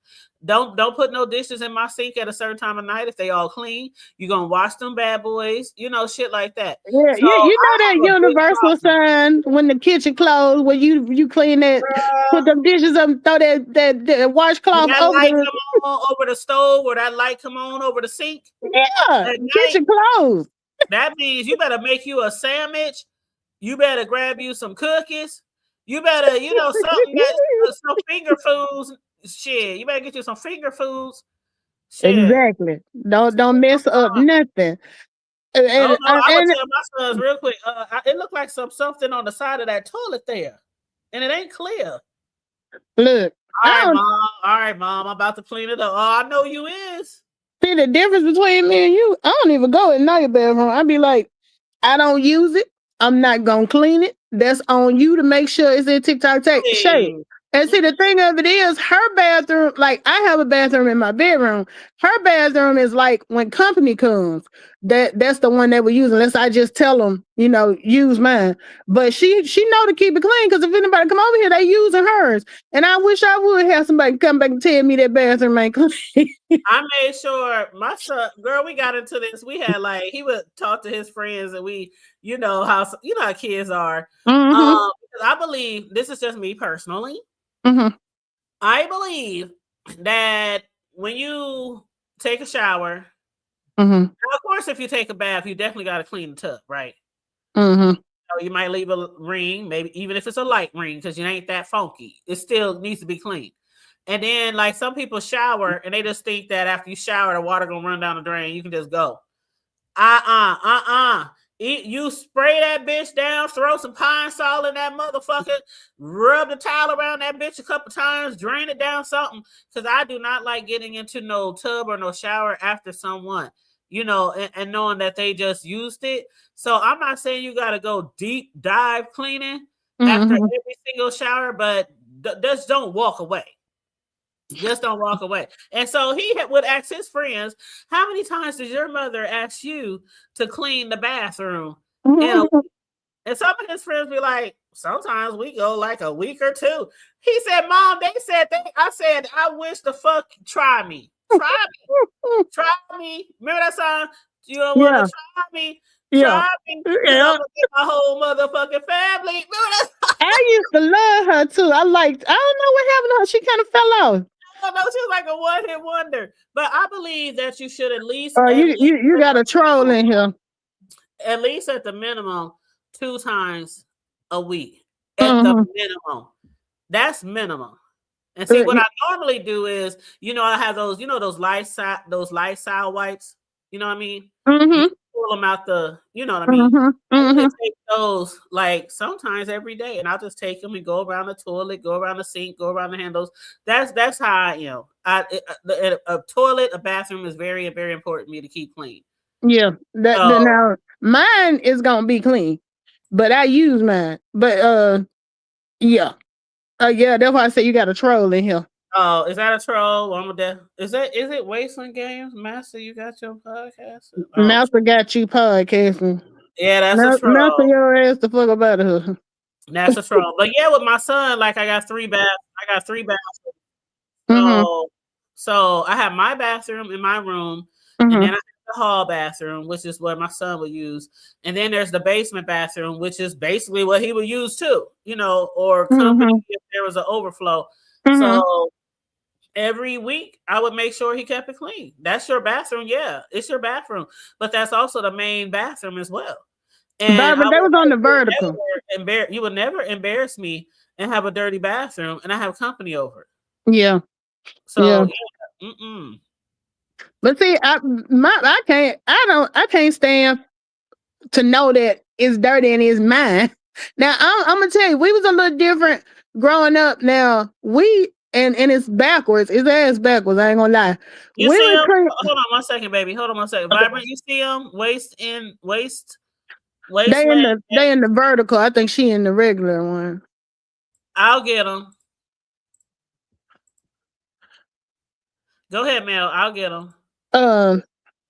Damn, what was I saying? I got a. You're talking about bathroom. Yeah. What we would have to do, we had to clean the tub out before we took a bath. Behind whoever, before you take one, you clean, and it's backwards, but that's how we used to. Like before we took a bath, we had to go in there. Back in the day, it wasn't these cleaners you got now. You had a can of Comet, and you had a cleaning thing, a scrub brush. We ain't had no spray stuff. We had old fashioned Comet. See, I still use Comet. I use Pine Do you Sol. really? I use Comet. See, I done got fancy now. I do the Clorox spray and stuff. I don't do the. I use Clorox spray, Lysol spray, I use it all. I hated using that Comet. It was too much work. Yeah, I use it all. I love putting that Comet in the toilets too. Now, yeah, toilets that's fine, but yeah. I tell Naya all the time, I'm like, that's your bathroom. You responsible for making sure I don't use it. Why should I have to clean this? But she knows my mom come over here now. My mom gonna clean everything. My mom be in there because one time she came and I was like, what could you possibly have found to wash? Oh, I got y'all bathroom floor rugs in the washer. I was like, it's like she wasn't satisfied. I wash my floor rugs probably once a week in my bathroom. But I'm like, just because she couldn't find nothing else. Like wasn't nothing in the hamper. She didn't went and scraped up something to wash. See, that's why I go through floor rugs so much. Like at least once a year, I have to get new sets. Because with floor rugs and you in the bathroom, with tissue and hair and things like that, sometimes you can get little pieces of hair or cotton balls or stuff in the rugs. Now I don't wash them every week, but I wash them. I would sweep them. But yeah, I do on average probably once a week, maybe once every 1.5 weeks. But I like them to be clean and fluffy. You know what I mean? Yeah. I get it. Yeah, I like that fluffy, clean bathroom. I do once a month, but I ain't doing it every week. Once a month? That would kill me.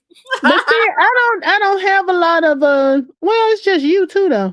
I was gonna say mine don't really be as far as looking like needing to be washed. Now when it's time to wash, I wash it, but usually I don't have to do it. And my thing too, this is a problem I have. I don't believe in throwing stuff away if there ain't nothing wrong with the stuff you got. And I'm just real practical like that. And I finally made myself this year get rid of like the bathroom set I done had for a while, simply because I'm like, I'm tired of looking at it, but ain't nothing wrong with it. I change my bathroom stuff out probably once a year. My shower curtains and everything. Throughout the year, I'll wash them throughout the year, but because I get tired of them, even with my bedroom sets, like every couple of years, I throw away my comforters. I throw all that shit away, and I buy all brand stuff. Yeah. I'm very practical. Like the TV, I've been waiting on the TV in the living room. I bought that TV in 2014. It's still the same with TVs. I'm the same with TVs and electronics, but when it comes, I get tired of looking at the same old shit when it comes to colors and schemes and stuff. I do too, and that's why I try to buy stuff that I won't get tired, because I know me. If it's still perfectly good, I'm not getting rid of it. Yeah, I would definitely get rid of it. I ain't gonna go through it like every month or every few months, but like probably every few years, I'll change up my whole. And see, when I buy, I know some people be hating on the blankets in the bag or what bedroom in the bag, whatever the fuck you call that shit. But I like all my shit to match.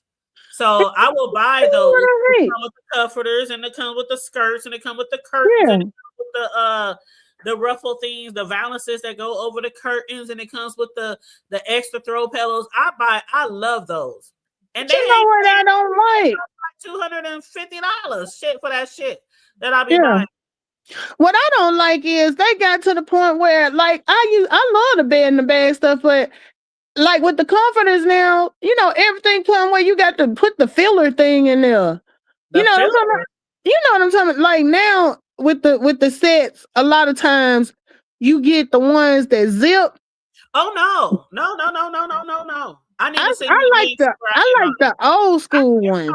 About the I know what you're talking about. What are they called? Vibrant. Do you know what those are called? The blankets where you can put a blanket inside the blanket. I was so disappointed. I was ordering something online, and when they sent it to the house, I said, "I know this box too flat for it to be a comforter in here."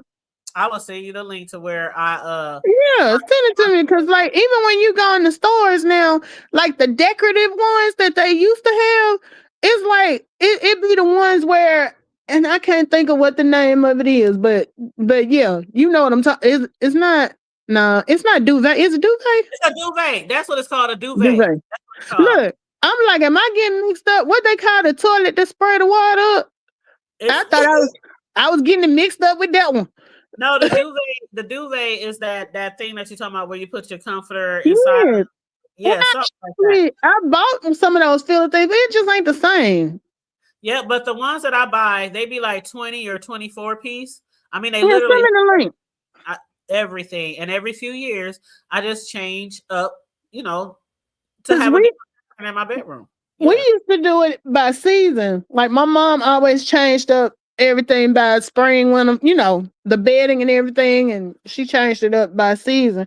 And I was trying to kind of do what she was doing, and the comforters I got now I done had for years, because like when I started looking for new ones, I kept running to all these damn duvets and shit. Like I would even go to like if you know how you can go to the, and it's like the bedding section in like Walmart and Target and all that stuff ain't what it used to be. It's definitely not. It's definitely I was so disappointed. And they don't have like everything. Like they might have the sheet and maybe the blanket, you know, but they don't have like, that's why I like the bed in the bag, because they have so many different pieces, and your whole bedroom set is like a whole theme. You know what I mean? And you know what? It used to be one of my favorite stores was Bed Bath & Beyond. I used to love going in there. That's one of the places I was just about to tell you. That's one of the places where I get my bed in the bag. Well, see, we don't have the store anymore, and I guess they still have the online.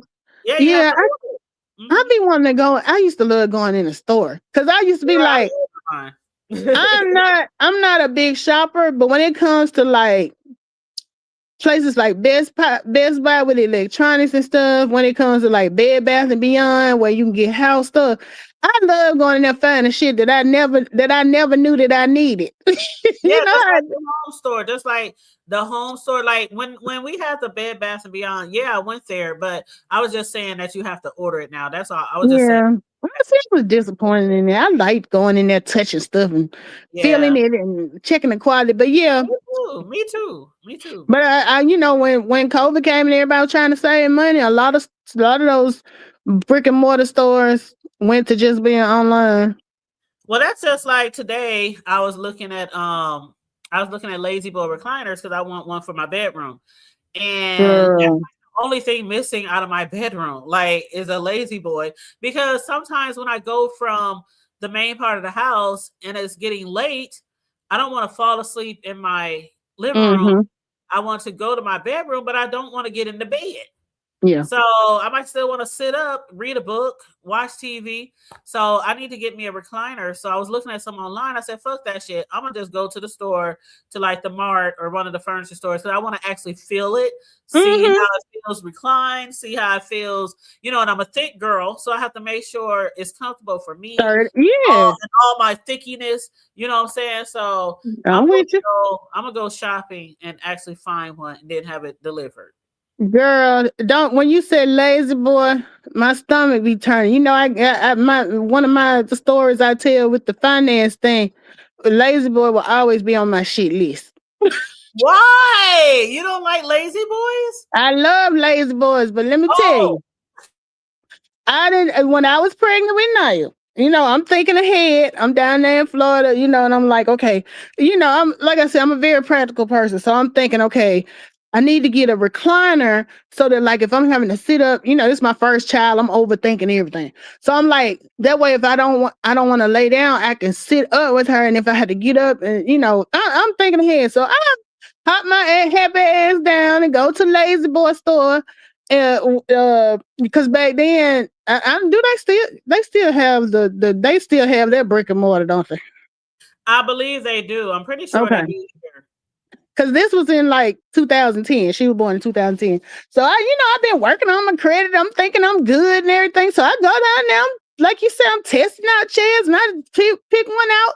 Chair was $400, and I'm like, okay, I'm gonna finance it. Do you know them bitches came back and told me my credit, they couldn't finance me because of my credit? Really? I was more embarrassed than I was mad. But you know, I'm also pregnant, so emotions and stuff. So girl, when I got in the car, I was like, on Friday, she gonna cry when she get in the car. I got in the car all the way home because they turned me down for that fucking $400 chair. And I'm just like, but I've been paying, you know, I'm talking to my husband, I've been paying my bills on time. I've been with my stuff. All that shit. That's one of my favorite times for Friday. But you know what's crazy is back then it was $400. That was in 2010. That was still a lot of money back then for a chair. But them bad boys is so comfortable. Oh my God. But they hurt my feelings so bad. So I got this on my page. I got one of this commercial where I got Birdman in the background, and I'm like, I got a picture of a lazy boy, and I'm like, it's 15 years later, and I'm still looking at lazy boy like, y'all gonna put some respect on my name. Girl, I'm about to go get me a lazy boy. I probably go this weekend because I used to have one long time ago, and that was an actual handy down from somebody in my family who was moving, giving away furniture. So that one already had a little wear and tear on it and stuff. So over the years, it didn't come with me when I was moving around. So I haven't had a lazy boy in many years, but I want some so bad for my bedroom so I can just be chilling in there at night when I'm not ready to get in bed, but still want to be in my bedroom, you know? Right. Well, I did end up getting me one. I ended up ordering it from JCPenney, but to this day, every time I pass, and I know it's childish, but every time I pass a lazy boy, if it is a store, I throw up my middle finger and be like, fuck y'all. I know that's. I was like, I'm so embarrassed. My baby can't even finance a $400 chair. Girl, I was going through it. Oh my God. Well, you know what? Before we end the show, I did want to ask you one thing because we're going on 2 hours and I don't want to keep you on here too late. But before we end the show, I want to ask you something because there was another comment on Seven's post on Threads.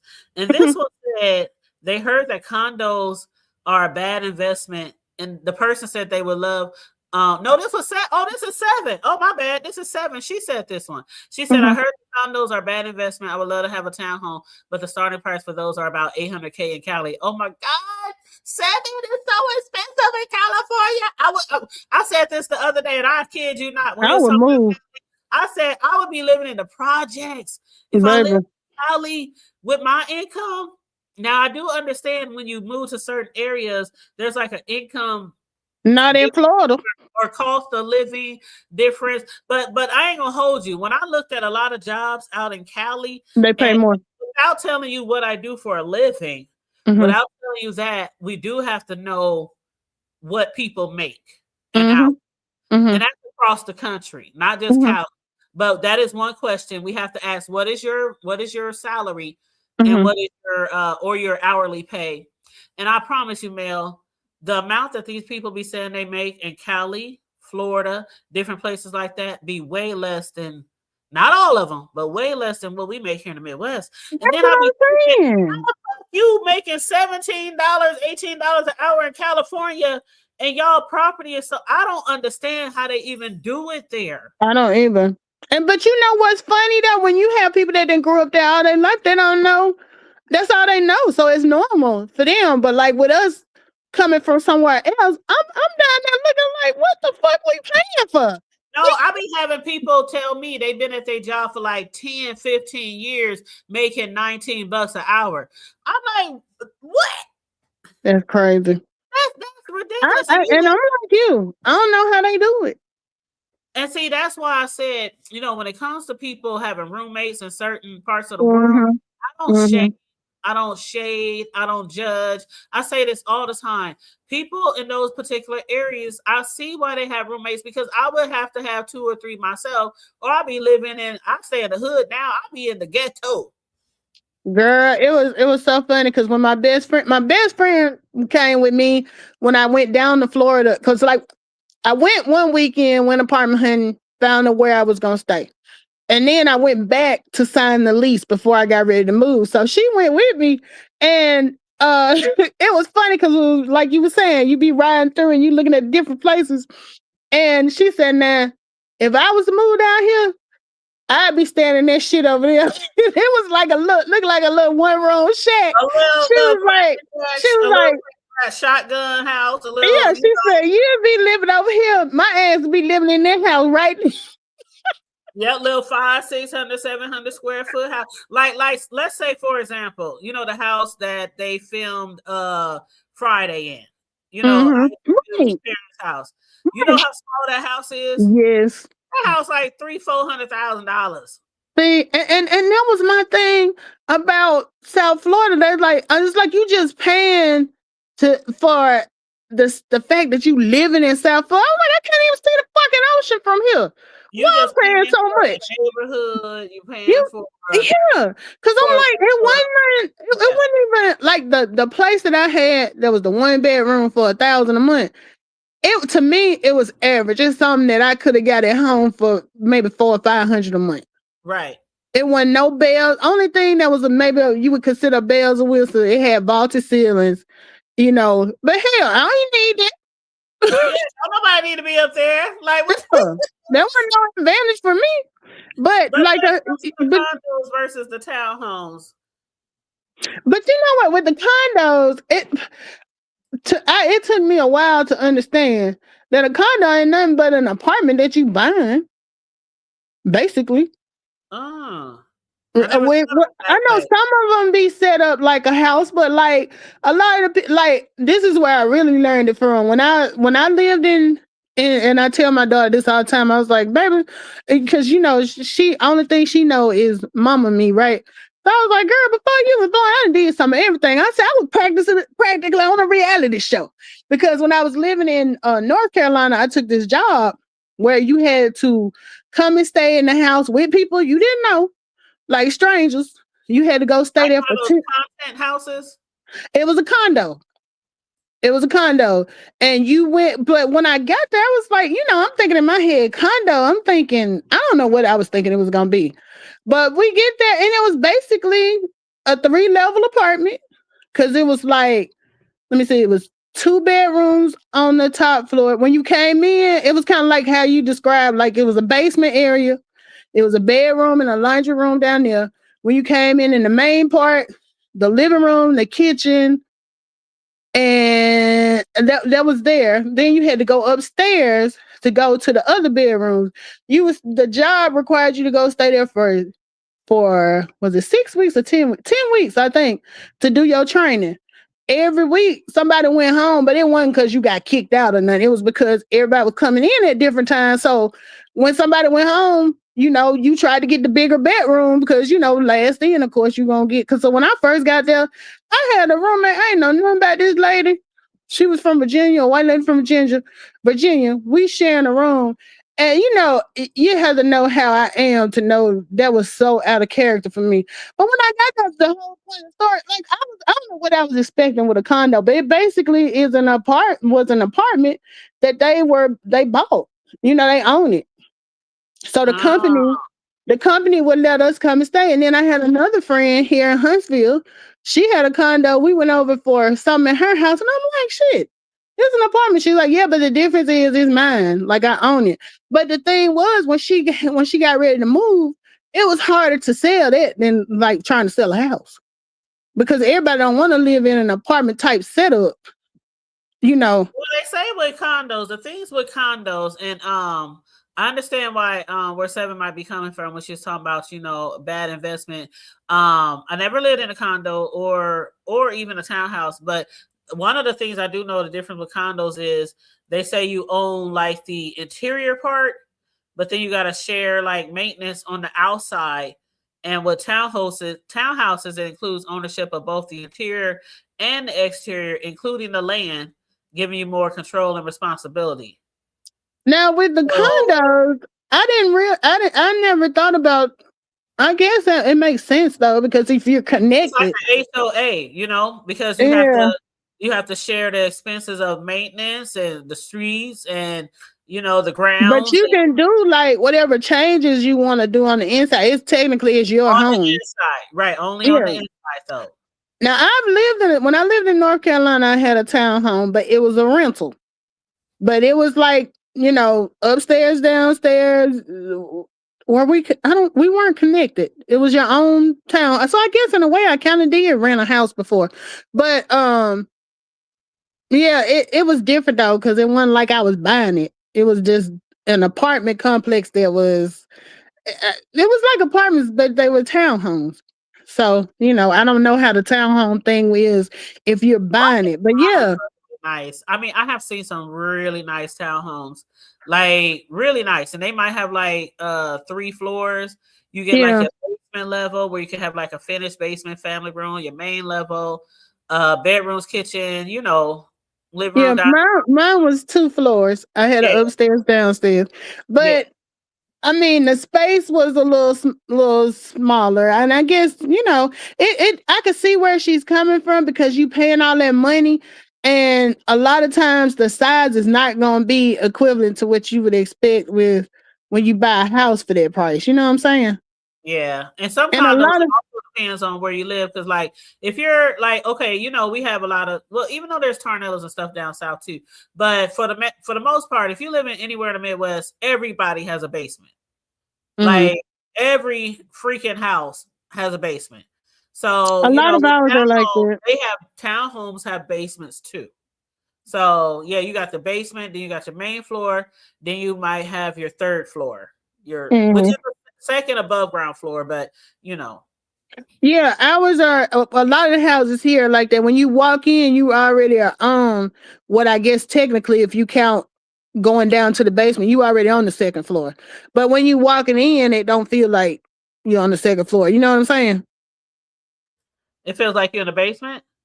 No, when you walking in, the main part of the house is like if you didn't have a basement, that would be your first floor.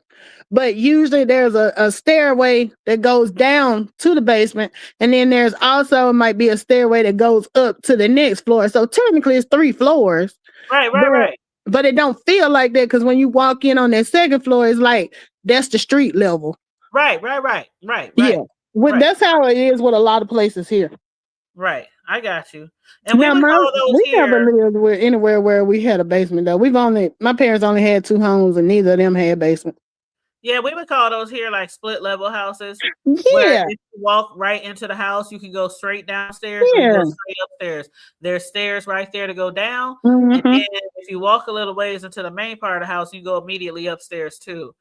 But like the kitchen and everything is not in that first part where you walk in? Not in the first part. Yeah, most of the homes. Okay.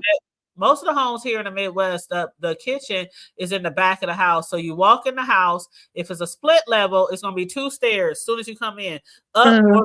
And you like, right. going up or I'm going down. So Yeah. that's split level right there. You go down to the basement, which most basements are finished. Gotcha. Go straight up to the main floor with a kitchen, living room, dining room. It might be 2-3 bedrooms. And then you can go up some more stairs somewhere else in the house. There's the stairs, you go upstairs, and you might find some more bedrooms and bathrooms. Okay. So a lot of aren't usually like that, but like, so I guess in that case where you walk in, it's kind of just like the foyer. Well, kind of just it maybe not be so big, depending on the style of the house, how new the house is. Of course, newer houses have bigger foyers. Okay. Older houses is not really a foyer; it's just like the top of the basement stairs. Just the Gotcha. you know what I'm saying. But yeah, and then we have like a lot of cities have the older homes that are like 2 or 3 floors that are just big square ass houses. You know what I mean? The older homes. So y'all have them shotgun houses? We don't have shotgun houses. Okay. Because I know a lot of places, like when I was in, well, I call them shotgun. We were in Cleveland and stuff. It was like literally you could open the front door and shoot down the hallway and the bullet to go out through the back door. That's just like Louisiana, New Orleans. Now, granted, we might not have shotgun houses, but we do have some areas with really small houses, but the doors don't line up like a shotgun house. You know what I mean? You might walk in front and it's a whole living room. You got to turn a corner to go somewhere else, and then turn a corner and go somewhere else to the back door. So it can still be a small 800-900 square foot house, but it ain't like a straight shot from the front door to the back door. Our houses are built a little different. Like they're really sectioned off. Like you were saying about a ranch style, like where my parents, we've always had ranch style. Ranch style house, and I love me a ranch style house. I do. I love me a ranch. I thought I always wanted to have like an upstairs downstairs, but the older I get, I'm like, shit, your ass ain't gonna feel like climbing up all them damn stairs. That's why I love ranch style houses. And when I got my last house, I told my realtor, I said, don't show me anything that it like when you get to a certain age in life, you're like, this is what I want. If I don't get this, I don't want it. You know what I'm saying? Keep on renting. It don't hit the same. It don't hit the same. So one thing I told him was I have to have a main floor laundry room. I have to. I mean, out of all the bathrooms you can find me, out of all the, bedrooms and, other things, it doesn't have a main floor laundry because, after years of dancing and stuff, my knees aren't what they used to. Who want to be going up and down some steps? So he found me this house after looking so many other houses. And there was others that had main floor laundries, but they weren't as nice, the whole house. So I settled on this one because of the kitchen, just different things, what I really liked about the house. And that was one thing that just made or broke me was it has to be a main floor laundry room. And this one happens to be basically in the kitchen, off to the kitchen, in its own separate laundry room with the door, closets, all that kind of shit in there. But in the basement, back in the day before the house was remodeled, the laundry and shit went down there. So I could still put a washer and dryer in my basement because the pipes and everything is still there. So I could technically have 2 laundry rooms. Yeah. If I wanted to. Well, that townhouse is the only one I lived in that had upstairs, downstairs, and I used to get excited about that, but I'm like, I done got older. I ain't gonna climb them down those steps. And you know what was crazy? When I was in Florida and I was pregnant with Naya, we lived on the 3rd fucking floor. No elevators, 3rd floor. Girl, and I had a C-section and everything. You know how crazy it was going up and down them damn steps. I can imagine. I can imagine. And SB, hey SB2 Bougie. SB2 Bougie. Hey S2, I'm gonna call you 2 Bougie, okay? But they said the way our architecture in Boston, Massachusetts is weird. They now have open space, living room, dining, kitchen, and then they said they hate the open floor plan. House. You feel like the kitchen could be in the bed. Kitchen is supposed to see that's how a lot of houses here are in the Midwest. The kitchens are in the back, but I guess I guess that makes, because I was finna say, like, the way our houses are, I'm so used to when people come in, they come in through the kitchen. So I always considered the kitchen the front of the house. But I guess, yeah, I guess technically, if you're front, because the way ours is set up, like the house we live in now, when you pull up, you can either come in the side door or you can come in through the front door. If you come in the front door, I guess technically the kitchen is kind of in the back. Right. But where we grew up, everybody came in through the side door with the carport. So, when you walk in, you in the kitchen. So that's why I never understood when people would. I've seen a lot of homes like that here Mm-hmm. in the city, where if you come through the side door, the kitchen might be there because most homes in our area, the kitchen is in the back. So you might have a back door to the kitchen, or you might have a side door to the kitchen. But it's one or the other, either the back door to the kitchen or the side door to the kitchen. But the front door is usually always the living room. Yeah. But see, the way ours was set up at where I grew up, you came, not people, and that's another thing. People didn't really, you knew it was somebody that wasn't family or friends if they came to the front door, because all of your people knew to come to that, by the carport and knock on the side door to come in. So that was kind of like a thing too, because like you come up on the front porch, you come in, you enter the living room. Then you know how it was back in the day. You got that open doorway that go to the kitchen. If you go to the left, you're going down the hallway where the bedrooms, bathroom, all that is. If you go to the right, you're going to the kitchen, the laundry room, and that side door where you can go out to the carport. So that's the way ours were set up. Yeah. And see, the only time I ever prefer people to come through my back, which either if you come through my back, you're immediately, as soon as you walk through the door, there's stairs right in front of you. So you're going to immediately go down, or you're going to turn to the left and walk up 2 steps into the kitchen. But the only time I prefer people to come that way is if we outside grilling and partying in the back. Yeah. And then what I'll usually do is I'll put a sign on the front door and say, go to the back.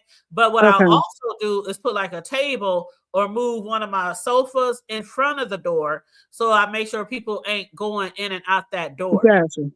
Because I don't like having both of my doors open and I'm mainly in this area able to see the front. You know what I'm saying? Well, the reason, and I know this is why my mom did that way. The living room was carpeted. And my mama was, I told her she a clean freak. She real funny. You ain't coming through that front door tracking stuff in on the carpet. If you come in through the kitchen, that's linoleum. So see, I'm the opposite. I would put stuff out like right now. I'm gonna send you a picture tomorrow so I can show you what I'm talking about. But right now, like when I had my basement, because my house was totally flipped and remodeled, right? So they had leftover carpet, and I always done this. Like there was one house that I had, and my carpet cost, it was like $12,000 worth of carpet that I bought. Ooh, I always keep extra carpet, even downstairs in the basement. I got extra siding. I got boxes of tile for my floors. I got all that shit. But I had them cut a big piece of carpet that goes right in front of my door, and it matches the carpet like in my basement. So I prefer for people to come through the front and wipe their feet off on some carpet, then walk through my kitchen and track up my floors. See, yeah, my mom. And you got to keep mopping. So yeah. See, my mom is the opposite. She'd rather sweep something she can sweep and mop before you mess up her carpet. Well, see, I have a protective area. Like I said, I have a protective area. But you know what? Did y'all have them old school plastic runners too that you put on top of the carpet? No, I'm saying the Midwest and the South were practically the same, baby, because we had that too. When the folks did come through the front door, and you fuck around, let that damn plastic thing flip up, and had them little spiky parts on the back. Oh my God! And you barefoot. Have you ever tripped over one and failed? Yes. And back in the day, the telephone was like right there where you come through that entranceway where you go from the living room to the kitchen. We spent all our time laid out on the floor in that little open doorway. Because we ain't had them. This was before the what you call it? Cordless phones. So you were right there in that kitchen because we weren't allowed to have phones in my room. My parents had a phone in their bedroom, and we had that one phone in the front that was in the kitchen. So if you had to talk, your conversation was right there. But I used to hate those runners. Not only were they a tripping hazard and they really hurt if it accidentally flipped over and you walked on those spikes, but they still get just as dirty as like the Nolia people walk in with all that snow and stuff, in the Midwest. Oh yeah, y'all got that. Stuff like and that. then the color would start changing and start looking all yellow and stuff. And it would rip. And it would rip. Mm-hmm. I hated that shit. Yeah, my mama was real funny about that. You wouldn't come. Our living room was just for, and when didn't nobody get to go in there. Our TV was in the kitchen. We had company in the kitchen.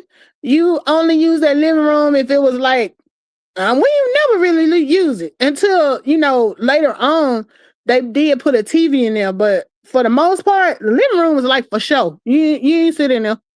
Yeah, I know a lot of people who have houses like that, but it also depends on what kind of house, how it's shaped, how it's built. Mm-hmm. Some people, they ain't got no extra room to say don't sit in that room. That's like the only seating area. So kind of like what she was saying about the open house plan.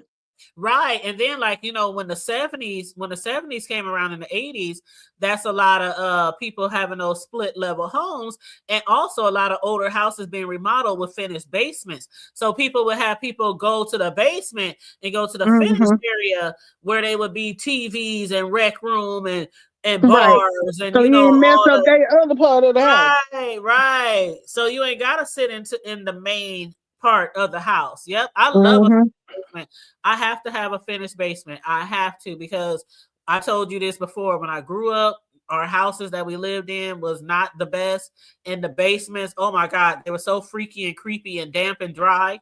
Okay. I used to be scared to go down there to do laundry. I mean, I'm telling you, these are the homes I grew up in. So as I got older and started getting my own shit, I have to have I have to walk down there and feel like I'm upstairs. You know what I mean? Yeah. Like it's not just a throwaway room. Yeah. When I walk down to my basements, there's TVs all on the walls on both sides of the basement, wall-to-wall carpet, living room, dining room, bathroom. I have to feel like I'm not in a basement. Yeah. Otherwise, it creeps me out. It really creeps me out, and I don't want to be down there. But yeah, we never had a basement. We always had like just a flat, ranch style. So girl, when that motherfucking tornado come through, I done went live a few times during tornado watches. I'll be in the basement chilling. Fireplace down there, TVs. Well, we always had like designated areas because we get a lot of tornadoes. I was born during a tornado. I didn't told that story before, but we get a lot of tornadoes here too. And usually people have like an area where they can kind of like on Wizard of Oz. You know how they go down and close that thing up. Yeah, a lot of people have those. Like a crawl space kind of. But what we do, it's not a crawl space, but it's. I forgot what they call it too. Like a we had a house. It is a name for it. Yeah, when I was younger, one of the houses we had, the like a shelter. Yeah. Because we had like a crawl space as the basement in one of these older houses when I was growing up. So it's just a crawl space where people could go under to like do the utilities or something like that. You know what I'm saying? And so then we had on the outside of the house where you can lift up this, like Dorothy and them, you can lift up the lid and then you climb down into this little basement area. Those are creepy. Yeah, they are. Oh my God. And usually don't nobody go down there unless something going wrong. So you don't even maintain it. That bitch got to be on top of my roof before I would go down to them storm shelters. Because I'm telling you, storm shelter, I would lose my breath in creepy basements. It's like, I can't. Well, where we at now? C23. Hey, how you doing? Hey, what we do over here? Because we're on our apartment is on the first floor, and what me and Knight do whenever that tornado thing, because we had it going off last Wednesday, we go in the laundry room. We got a laundry room in the middle of the house. One time we was in the bathtub where I had her put on a helmet, like her bicycle helmet and stuff. Yep, wherever you can go where there's the least amount of Yeah. windows, the inside exterior of the home is the best place. Like I told you, my son, the one closest to me, he Mm-hmm. they live on like the 3rd floor apartments. So, and they're not that far away. They about 10-minute drive. So when they hear that a tornado is coming or they out there Mm-hmm. in the atmosphere, they will get in their truck and him, his girl, and his baby, and they will come down here. They say, "Mom, we on our way. Open the door." And they go right down in the basement and they be chilling, playing their video games and all that kind of shit till the storm is over. Yeah, But they don't we even play that shit with them apartments because there's nowhere to go in an apartment and they on the top floor. So yeah. they be hightailing it over here. Mom, open the door. I be like, hurry up, the siren's going off. Hurry up. He be like, we Girl, on our way. it was so funny. We had moved here, and I think Naya was probably about 8 or 9, and my dad would kill me if he knew. But I had to run out, and I left her here because I was coming right back. Why when I came back, Naya had to pack her bag. She had a coat, had her little suitcase, a flashlight, and was in the garage waiting on me when I pulled up. She's like, Mom, I had to be prepared. I didn't know what was going to happen because it started storming. When I go downstairs, when I go to my basement, I always pack my laptop. I pack a flashlight, some water. I get like 2 water bottles. I grab like a box of crackers or a bag of chips. I grab my cell phone. I grab a portable charger. I grab my pistol. I grab what else do I grab? Let's see. I gotta make sure I have my pistol, my keys, my wallet. That's about it. My flashlight and stuff like that. So I grab that's my emergency kit. That's basically what I grab. And I go downstairs and I chill down there until it's over. I see Ashton put something in there about the hurricane. When I was in South Florida, I couldn't get used to that shit. That was crazy for me. Cause where we have tornadoes, you don't have like 2 weeks to get prepared. So it was hit and miss. And it's hit and miss. Yeah, it was so weird. Hurricane. I told them, and at work they had us. They was talking about, who was gonna come in and do. I was like, shit, y'all tell me a hurricane coming, you give me 2 weeks. I told my mama, I said, they're gonna be calling you talking about, is Lisa all right? Mama gonna be like, Lisa sitting right here. She came. Cause I was like, I'm packing up. And then when they would start talking about, they tell you to get your, like you said, your toolkit, like some what is it? The dry goods and all that type of stuff. I said, shoot, my toolkit, if I'm stuck here with a hurricane, I'm gonna give me some liquor and some Ambien. I'm gonna sleep through that liquor. I forgot. The liquor. I knew it was something I was forgetting. I make me a drink before I even go downstairs. And then I bring my liquor and what up, Fish Scales? How you doing? Oh my God, that's my son's cousin. Hey, you better ask your cousin. He got one. He said, "What's that? Not the pistol." See, your cousin can be at the gun range more than I do. You better ask your cousin Cam. That's part of the emergency kit. The pistol. That's part of the emergency kit. Shoot, I can't allow somebody to find out if something really happened to the house. It's gonna be right next to me. Yeah. Shoot, but yeah, I was like, shoot, I ain't buying all that shit. I'm gonna take my Ambien and I'm gonna keep me some liquor. And every time I wake up, I'm going back to sleep. And tell your mom I said, hey, Fish Scales. I was just talking to her like a week ago? Yeah, we was talking about a week ago. About a week ago. Yeah, his mother is like a really, really close friend of mine. And also my youngest son's auntie. So we go way back. I've been in Fitzgerald's life since he was a little kid. Aww. Yep. That's family right there. That's family. But yeah, them hurricanes, I ain't never been in a hurricane. But the thing about hurricanes and tornadoes, like you said, tornadoes, it'd be like, oh, you might have an hour. You might have 30 minutes. And then it's like hit and miss. With a hurricane, shit, they will take out a whole city. It's like it creates so much panic, though. Well, not panic, but like, okay, anxiety. it's more like anxiety because it's like they keep telling you it's coming, it's coming, it's coming. Because we never did get one while I was there. They threatened a couple while I was there, but we never actually had one because I moved there after, Sandy and what was the Katrina. I moved after all of that, but they Mhm. were still recovering from. They were still recovering from them. I can't imagine when I watched the footage of Hurricane Katrina. Do you know that whole time? I mean, months and months and months and months. Mhm. That's probably the most time I ever cried in my life. I know it was so sad. It was so sad. I mean, and it went on for months and months and months. Because even after the storm was over, people was in tents. And People still know where their relocating. family was. People Yeah, was searching for their kids, for their yeah, grandma, for it was so sad. And then people complaining because FEMA wasn't giving them no money, that the yeah. house that they was living in was moldy, and they were Insurance going up companies to didn't want to do nothing. insurance companies didn't want to pay. It was so sad. And they was moving people all over the United States. We had a lot of Yep. people come here. We A lot had of people people came too. to the Midwest. Yep. Because Yep. and during that time, I was living in North Carolina, and we had I forget what it was called, but we got hit over there too. But it got worse. They got hit worse. The ones that was near the coastline. Now Wilmington, we was on the coastline, but it wasn't really really bad over there. But we got hit, it was like right after Katrina, and Mhm. luckily we didn't get like I didn't get flooded or anything. But it was scary though because Katrina had just happened. And it's like, Lord, please don't let us get what they got. You don't Yeah, want to. because I can't swim. Like Me sock pace either. and Me either. is that the homeboy sock pace?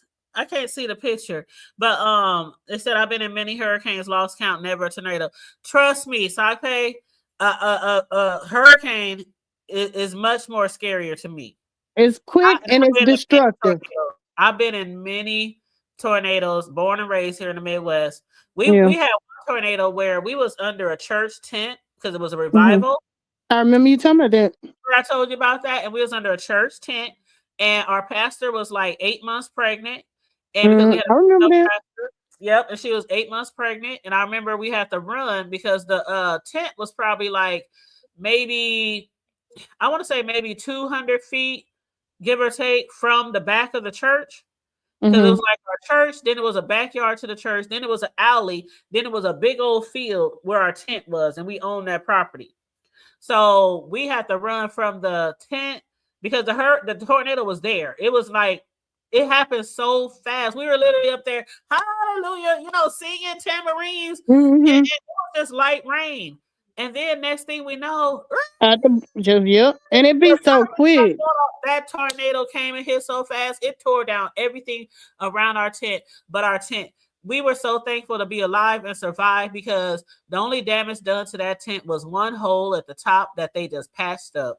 Wow. Everything around us, cars, trees, And it, it it, be flipping them like it ain't nothing, like it's a it piece of was paper. girl, that was the scariest shit I've ever experienced. But I done been through many tornadoes after that too. But there's some scary shit. But Yeah. imagining the whole fucking city flooding and I Yeah. can't swim. Yeah.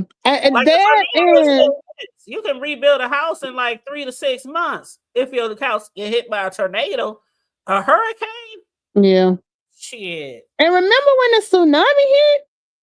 I had never even heard of that before. But That was remember, sad too. That was sad. remember all that damage I was like, I ain't never even heard of it, but that shit was like crazy. And they had a movie. I watched the movie. And Uh-huh. hold on, have they had a Katrina movie yet? Probably have, but knowing me, you know how I am. I probably wouldn't have watched it. No. I don't I think know they there's some have. documentaries, but I don't know if there's been like a theater movie. There has been so many documentaries on Hurricane Katrina. I am Mm-hmm. so surprised they haven't done an actual movie. But They may have, and I just don't know. no, they didn't. I'm pretty sure they did Okay. because I would know. I would know. But as far as the hurricanes and the tsunamis, they done several movies on different tsunamis, but they never Mm-hmm. did one on Hurricane Katrina, and I wonder why. But that's like It's so that. traumatic to people. It was. It really was. Because I I can't hate. even imagine. But did they, in your area or your neck of the hood, as I always like to say, did they ask people to open up their doors? Like they You were mean up there. like let people move in? Yeah. They had a lot of people that were, what did they call it? They didn't call it relocating, displaced, I guess you want to say. But Uh-huh. yeah, in our area, it was, well, in North Carolina too. But where my family was, yeah, we had a lot of people that ended up coming there. A lot of them ended up in Georgia and like Atlanta area because we right next to them too. So yeah, it was a lot of them that ended up. Like, anybody want to take in a family, a mother and a child, or No, no, no, they didn't like. They may have suggested, but I don't remember my mom and them saying anything about nobody calling and Oh yeah, like trying to actually set it up. it was But it highly was suggested. but it was so much scams and stuff going on too, and that was bad when Yeah, it came to that. That made it worse. makes you not trust the government, because if it's a disaster like that, like even with the shit, remember the most recent hurricane that happened in Florida, and remember the president, like they didn't even get there. Like people were weeks and weeks without power, begging the president to come down And there. Puerto Rico, remember that? Because Puerto Rico, Puerto that's Rico. what it was. Thank you, because remember he was throwing paper towels. Mm-hmm. That's it. But I think but it hit down in Panama, Florida too, around that time too. That So I think out there throwing paper towels at them people. And I'm just like, yeah, he don't, yeah. But that's who they voted. That's who they voted for. He has no compassion. But yeah, all of that stuff was crazy. But my mama said when she was in the hospital having me, they was in there with flashlights because the tornado came through that same night. Power was out, couldn't see none. Everything was crazy. So my mama used to tell me, you came in this world like a storm and you've been storming through here ever since. Because I used to tell her all the time, I was like, I might not even be your child. I might belong to somebody else who got some money. She said, well, if they was at the Decatur General, they ain't had no money either. So you with the right family. They usually it's the calm before the storm, but it's the storm before the calm. She was like, trust me, it wasn't no rich parents in that hospital. You ended up good with us. Child. That's funny. You know what? You should get next time, Tony, if you are with Tony, you need to get him to tell you the story. He actually, like, he was you know how they have the wrong baby? Him and one of the people, he actually ended up being in class because, we're from a small town. So they was born around the same time. They sent his mama home with that baby and was finna send Tony home with another lady. What? Yeah, I was like, that actually. He was like, I kid you not. He was like, I can call my mama right now because she said, he was like, my mama was like, this baby is too, and I ain't gonna lie. When I had Naya, I was so sick and so out of it. I didn't know what the fuck she looked like. They could have put any baby in front of me and told me she was mine. So I get it. But he was like, his mom was like, nah, my baby was lighter, is more lighter than this. She knew it wasn't her, but she, but yeah, they was finna send him home with somebody else. If I didn't look like my mom, I would have thought. I used to think all the time, this ain't my mama. My own friends used to think, you sure that's your mom? Y'all just too different. Y'all just too different. But you look just like her. I look just like her. Yeah. We act nothing alike. I'm rowdy, rah, and she's all peace and church girl, and I'm just like total opposite. So people used to ask me, are you sure that's your mom? Like, are you sure that's your daughter? Like, you know what? They do that with me and Naya because they be like, this your biological child? Because you done heard her talking stuff. She don't sound nothing like me. She don't look like me. They be like, this your daughter? Oh, well, yeah. She mine. Mm-hmm. But girl, why somebody sent me this picture? Oh my God. Okay, so remember we've been talking a lot about church and things like that. I've been interviewing people, different church stories and stuff in our community.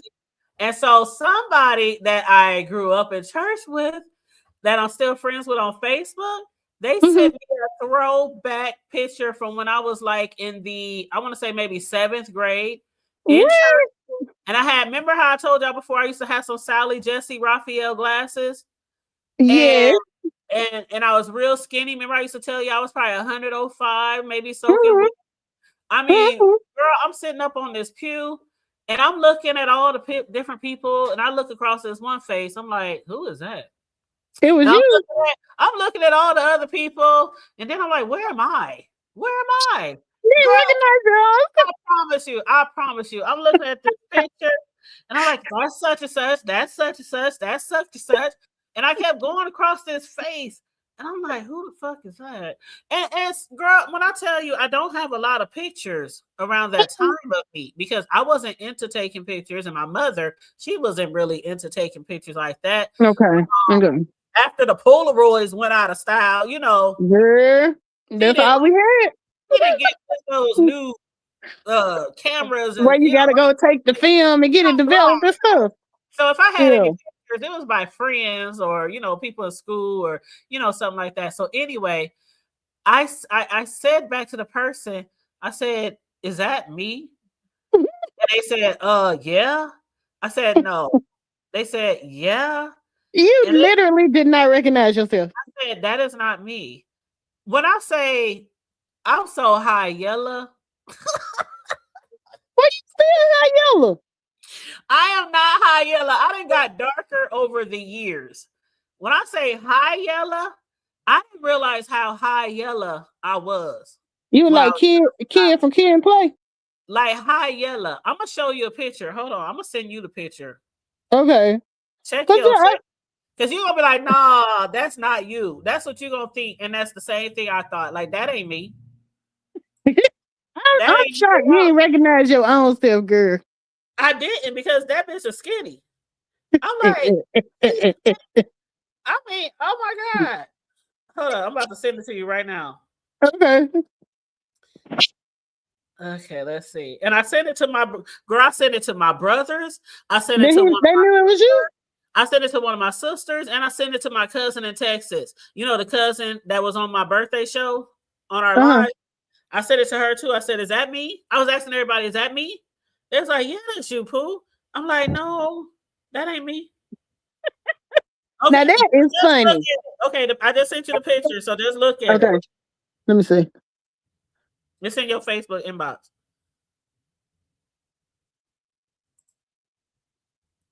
Good night, Ashton. Thank you for joining us this evening. She said, y'all can't swim. Am I still? Can you still hear me? Hey. I hear you. Okay, because when I clicked over, I thought it had kicked me out of the live.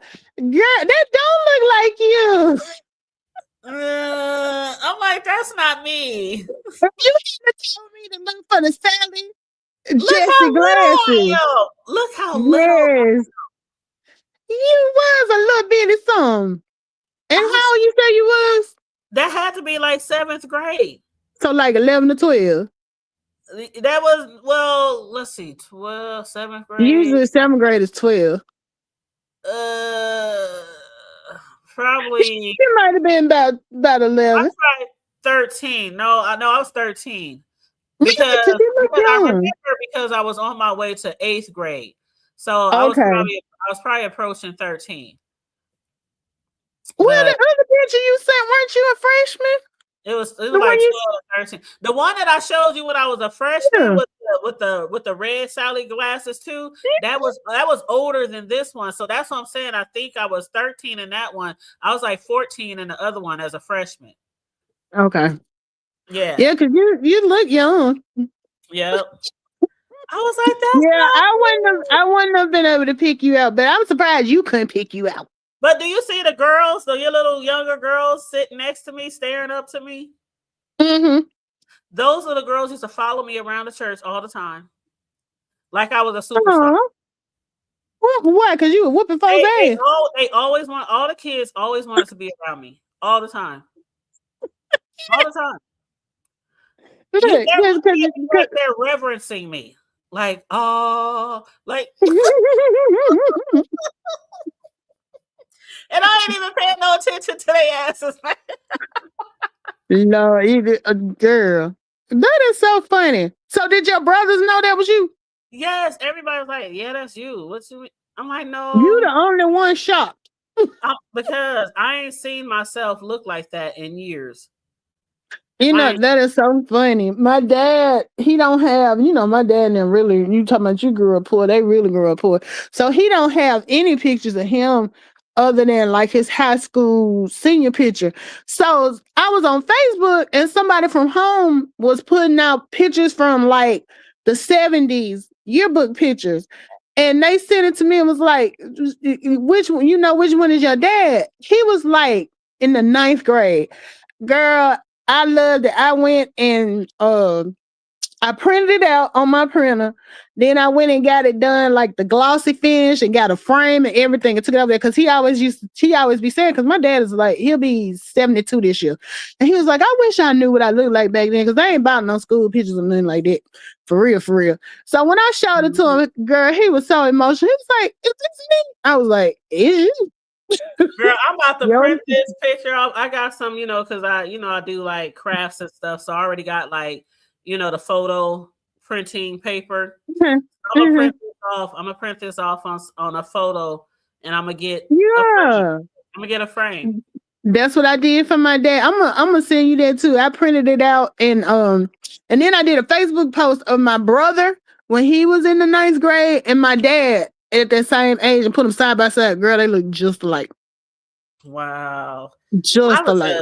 I was just shocked. It just took me by surprise. So when I asked him, I said, "Hey, do you have any more pictures? I mean, where the fuck you get these from?" And both of our mothers passed, so I just assumed maybe he got it out of his mother's belongings, photo album or something. And he said, "No." He said, "I've been having these pictures for so long." He said, "I think I stored it away when I went to the military, and when I came back, I just never went through a lot of my old stuff." And he said, "I just happened to be going through my old stuff and came across a whole bunch of pictures." And I was like, oh if you got some more, please send them to me if you got some more pictures of me. I feel so bad because I keep all of our family photo albums and stuff, and I had them in my office on the floor. And when the flood happened, I still haven't gone through to see how much damage has been done. But they still out there. They still out there in the garage because I'm like, when that happened, we was just getting stuff out of the house and moving it, out of that water and stuff. But I gotta go through. You think it might be moldy? I don't know if it's moldy, but you know how, because a lot of them were Polaroids and stuff. These like old family pictures and stuff. So I'm thinking even if they didn't get molded, they probably water damage, Yeah. But I said I was going to go through the album and I needed to be, the whole purpose of me getting all them albums, I meant to scan all those pictures in so we could have them digitally anyway. But of course, I never got around to it. But like my mom and dad's wedding pictures that were in there and all this stuff. I hate to go through it because I hate that it's gone. I hate the fact that they messed up like that. But hopefully the damage ain't too bad.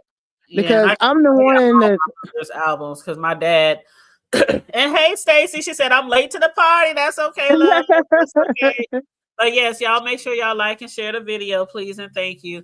But yeah, my dad when my mother passed and he finally moved out of their big old house and moved into a smaller place, he brought me her urn and he also brought me a whole bunch of photo albums.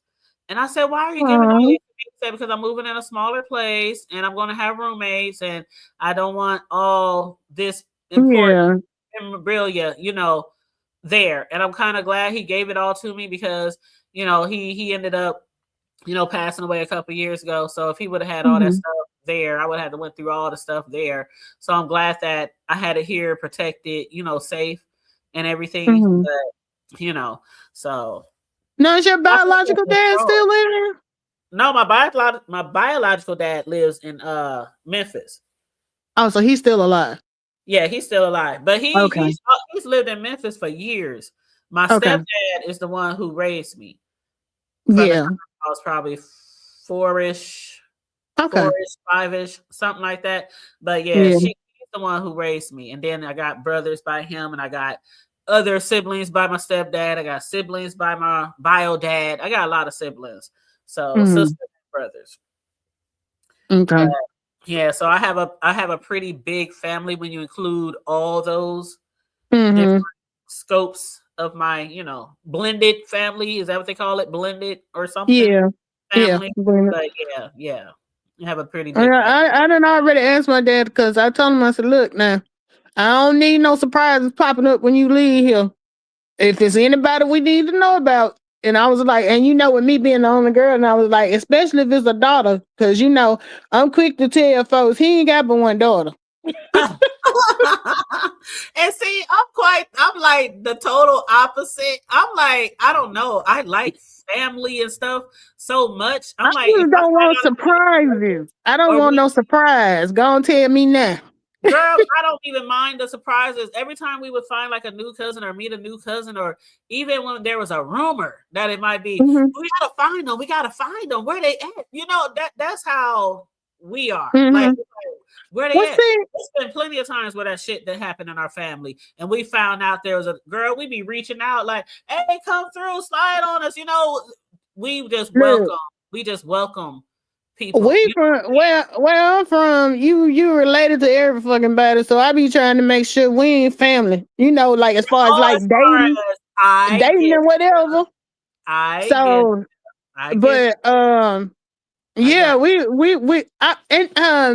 I'm real big into the Ancestry. I actually found family on Ancestry.com and linked up with them, and I thought that was pretty cool because I found a cousin that lives in Florida. She was adopted, and we got together based on her information. We put our heads together and figured out, who her dad was, because my mom has a big family too.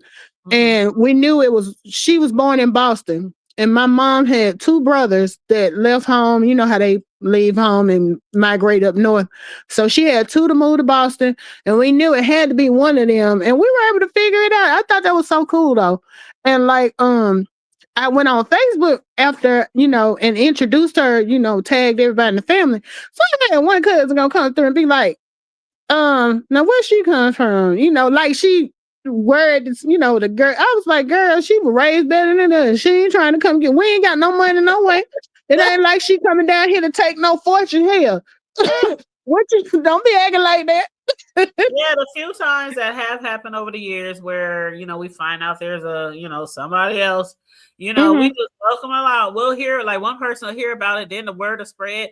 But where they at? What's their name? Who they mama? Where they live? Yeah. Invite them over. Let's go get to meet them. Hit them up on Facebook. Send them a friend request. That's how we do. Like I'm like that too. Yeah, but I get what you're saying, where you don't want those type of surprises and end up fucking around, or your child might end up messing around with somebody who might be related to them, which is always why it's so very important that your family has like reunions or at least get-togethers, often. You know what I'm saying? Because that stuff can happen. Well, I love later, they knocked up by their first cousin or some shit.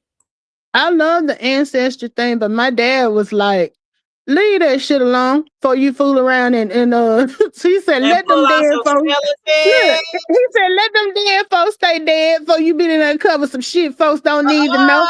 That means we need to, I'm rubbing my hands together. That means we need to do some investigating.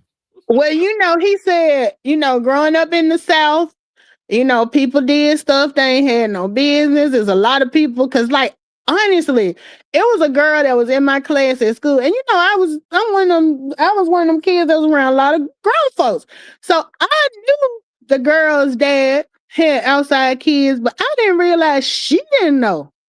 So I ended up saying something to her about her half sister, and it was news to her. And then I felt so bad because she didn't know.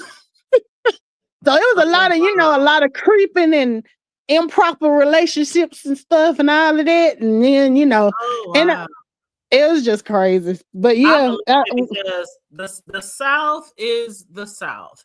A lot of things that have went on in the South was kind of forced on people once upon a time. It didn't matter if your mama, your sister, your cousin. Massa didn't care who you were related to. They just wanted to procreate. You know what But I'm my saying? thing was that ain't just the South though. Niggas creeping everywhere. I mean, I'm just saying. It was But really I popular get what you for them to I be get what you're forced saying. to do things they didn't even Mm-hmm. want to do. But then, hey, because I ain't gonna say it's in the South. How about the Appalachian Mountains? So we ain't even go. You know what I'm saying? Like, shoot, the hillbillies. Can we say Appalachian Mountains? You know what I'm saying? So it don't just happen in the South. That's very true. But I just wouldn't wish that on nobody though. And it's so crazy because and it got all convoluted too because I actually, got into Ancestry so deep that I was going back and looking at, I traced all the way back to like during the slave times. And so it was crazy after the slavery time, but when people were, because like my dad, they sharecropped. So, how that story go. But anyway, you would see like I would find the records, and the thing was, the white people that were keeping these records, they didn't really care if the information was right, So I was looking at the census records, and like my grandfather was staying in this one house, and like let's say I think he was born in 1922. So like the 1930 record had him living here, but you know how it is. The mama passed away, somebody else raised him, and they end up in another house. So when I found his name on another one, they had him over there listed as that person's son. And then what I kept running into is like, how education wise, a lot of times people weren't educated. So my grandfather's last name was Sanford. Well, they had Sanford spelled Sanford, Sandford. Sometimes it was Sanderfer, and they didn't even try to make sure they were spelled correctly. So it got hard to kind of trace everything through those even census records. Like even with the date of birth, because a lot of people back then didn't even know how old they were because they were born at home. Right. Right. They be like, I don't know, I'm 42 or 45 or 47. They didn't even know how old they were sometimes. Yeah. But it was so crazy. I just thought I really did get a thrill out of though, actually seeing records where I was able to find where my grandmother, who was born in 1920, when she was a baby, and I found her parents, and so I just thought it was so cool, but it was a lot of work. And like I said, I always thought about doing it. Like, how much is it? Well, my cousin had a membership. She had like the expensive membership because she tracks everything. So she should let me use her sign on. But when I wanted to get a copy of my DNA thing, I think I joined for like $49. I did the kit for $49. Oh, okay. And I did mine and I did Naya's. And what I thought was so cool, because Naya's half Jamaican. So when hers came back, it showed that her ancestry went back to Jamaican. And I was like, that is so fucking cool. They can tell that from the damn blood. Because it went all the way back to like what parts of Africa we were from. And it showed that she was I forgot how they did it, but like her dad is from Montego Bay, Jamaica. So it showed that she was of Jamaican heritage. And I just thought that was so cool. Yeah, and that's also how they, when I was in college and I took African American history class in college, all that stuff was very interesting. You know how in African American history class, they basically study how we got here. Obviously. Right. And we watched those videos and those documentaries of how they use the blood, and they traced it all the way back through people's ancestors, all the way back to the first person, the first Black person. Then they show which people went this way, which people went to Asia, which people went here. And they show you how all the continents were together and how the continents spread apart, and because one thing I always wondered, because when even in going all the way through school, all the way through high school, there were still certain things that they didn't teach us. You know what I'm saying? There were certain things, like I always wondered, before we had boats and ships, how the fuck was we getting all these miles across waters and it's still people. It was one piece of land. I don't know how I missed that growing up. I'm like, it's still people that don't believe that they were able to make that journey. I'm like, well, I'm just like, because I was on some, I don't know who the YouTuber was, but I was listening, and it was just like a panel thing, and somebody got up there, and it was like, and it was, I think it was a black person, and she said she didn't believe that slaves had came over like that because you can't do a trip that far on boats back then. I'm just like, oh yeah, so you definitely can. She didn't cancel out the whole theory. I'm just like. But I'm talking about even before then. And hey, C Hatch, how you doing? You said my mom was born in 1924, but they had her born in 1925. Yeah, they didn't always keep the right records for the births and the deaths.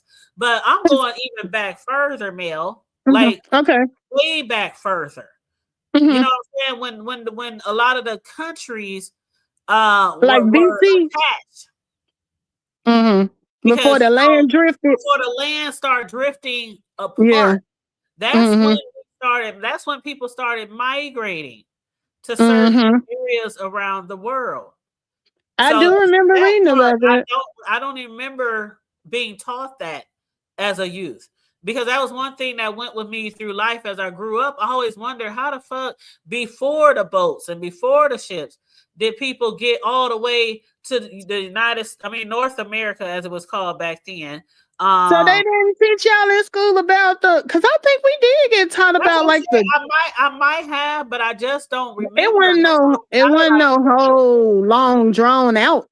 Yeah, thing, maybe no documentary, but it probably would have been like a 5-minute thing or something like that, Yeah, because a lot of that history, and it's so whitewashed now that you really won't. It's very whitewashed, and we didn't learn a lot of stuff about our history.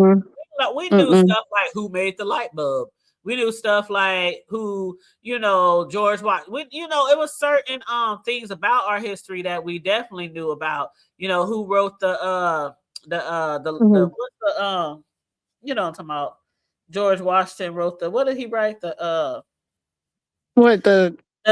slavery Constitution and stuff? Yeah, the Constitution. Yeah. So, we learned about stuff like that. We learned about who made the telephone, who made the peanut butter, who, you know what I mean? Unlike C.H. Hatch, she said, where I'm from, we had to study our state's history and Black history. I grew up in what I always say, and I say this lovingly, but a lot of my friends and stuff that I met since I've been grown, they went to HBCUs because they didn't have, a lot of them didn't go to Black schools. They went to predominantly white schools. And I tell them all the time, baby, I went to nigga elementary and nigga high. We learned everything Black history.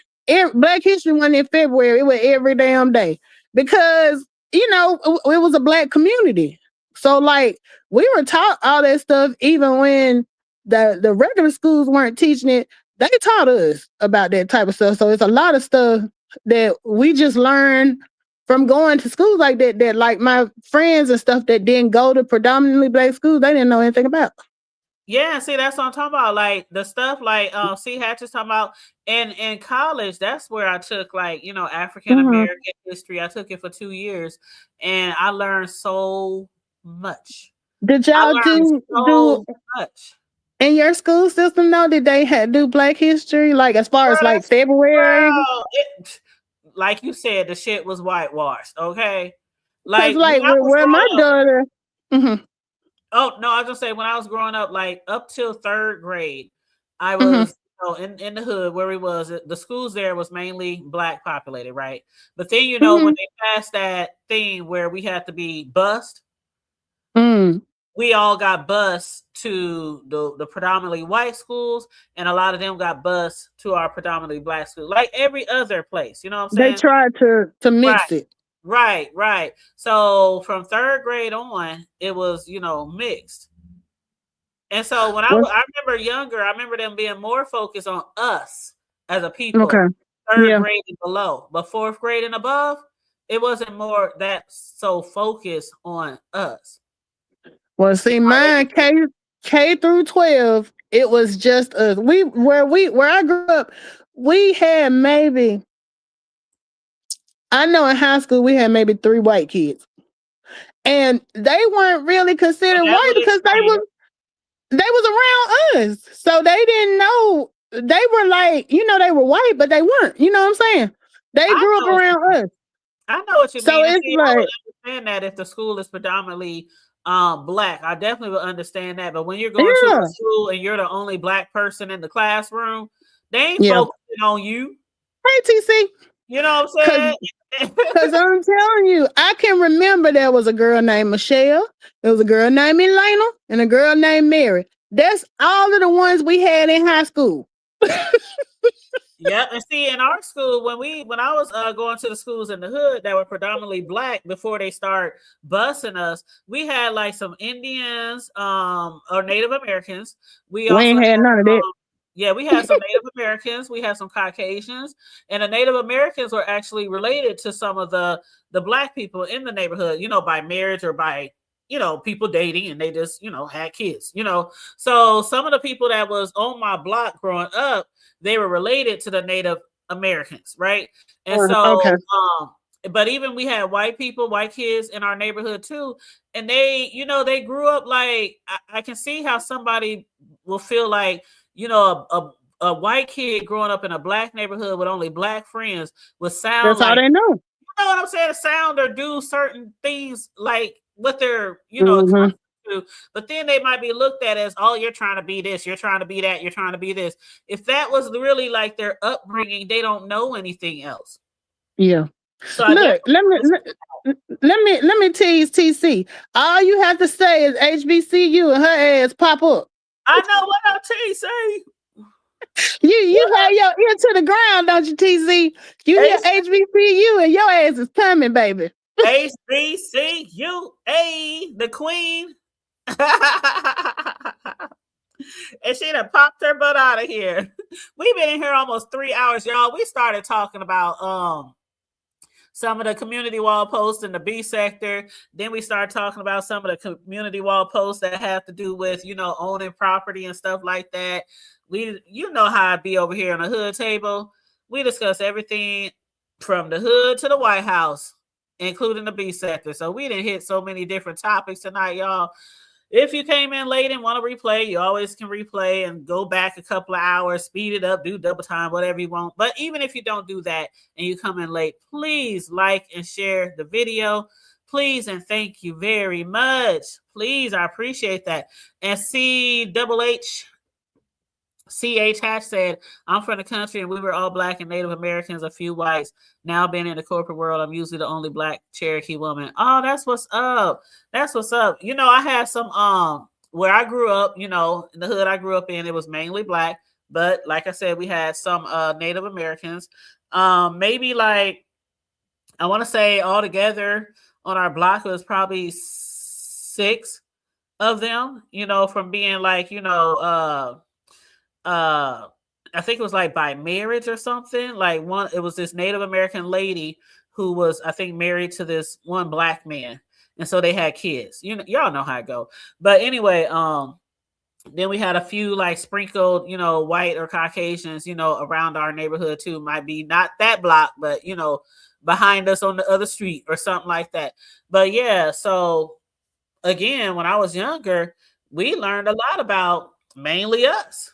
But then as I got older, junior high, high school, if it wasn't African American History Month, and they barely cover shit, during African American History Month, them schools, they would post something on the damn wall.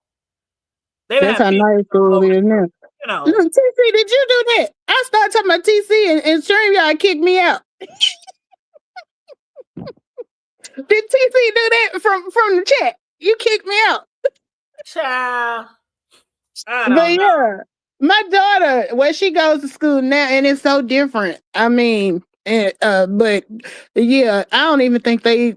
I used to, and that's why I made sure, even though the areas we live in were not predominantly black areas, I made sure at home I taught her and ordered books, and we, talked about stuff so she knows her, where she come from, because they ain't teaching at the school she go to.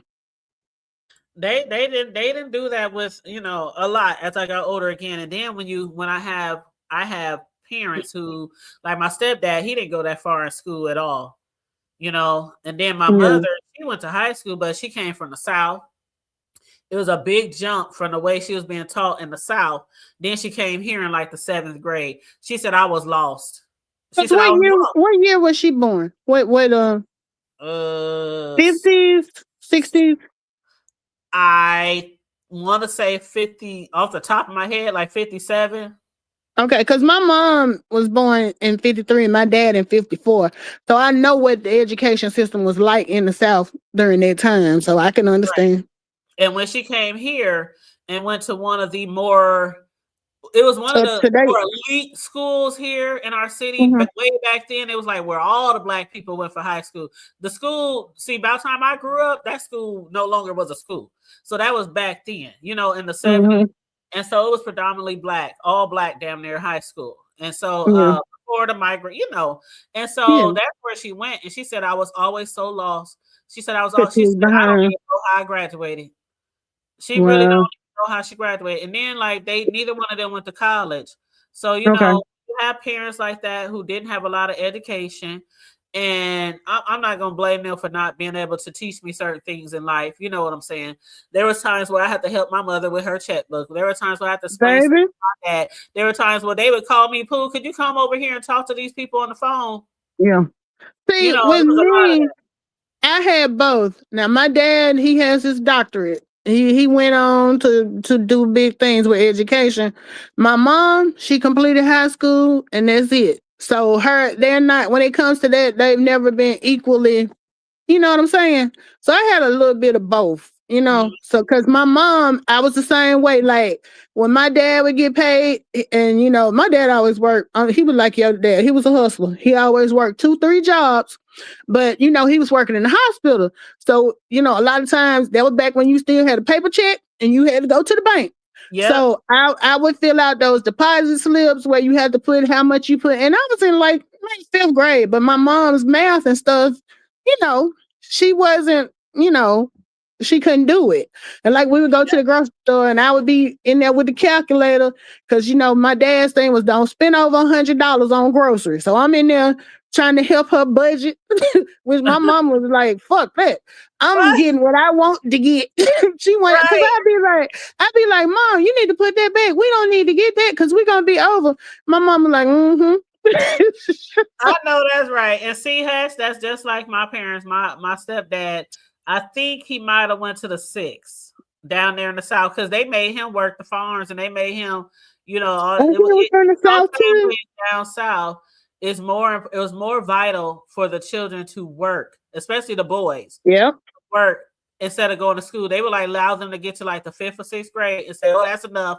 You don't need to learn nothing else, boy. Get out there and help with the family business or help with the, And I know what you're talking about because my dad grew up, like, he will tell you now, they picked cotton. Like, during cotton season, they didn't go to school. They had to get out there in the fields and help pick. But like if you went to school when it rained or when it was not cotton picking season, you know what I'm saying?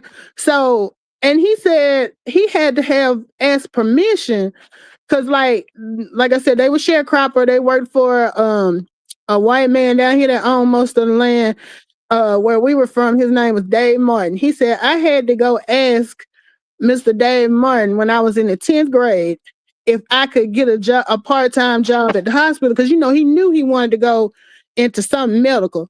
So he had got a job as an orderly, or he had the opportunity, but he had to get permission from the sharecropper to be able to not come to the field and go get a job outside of that. I was like, it boggles my mind that like we are just one generation apart.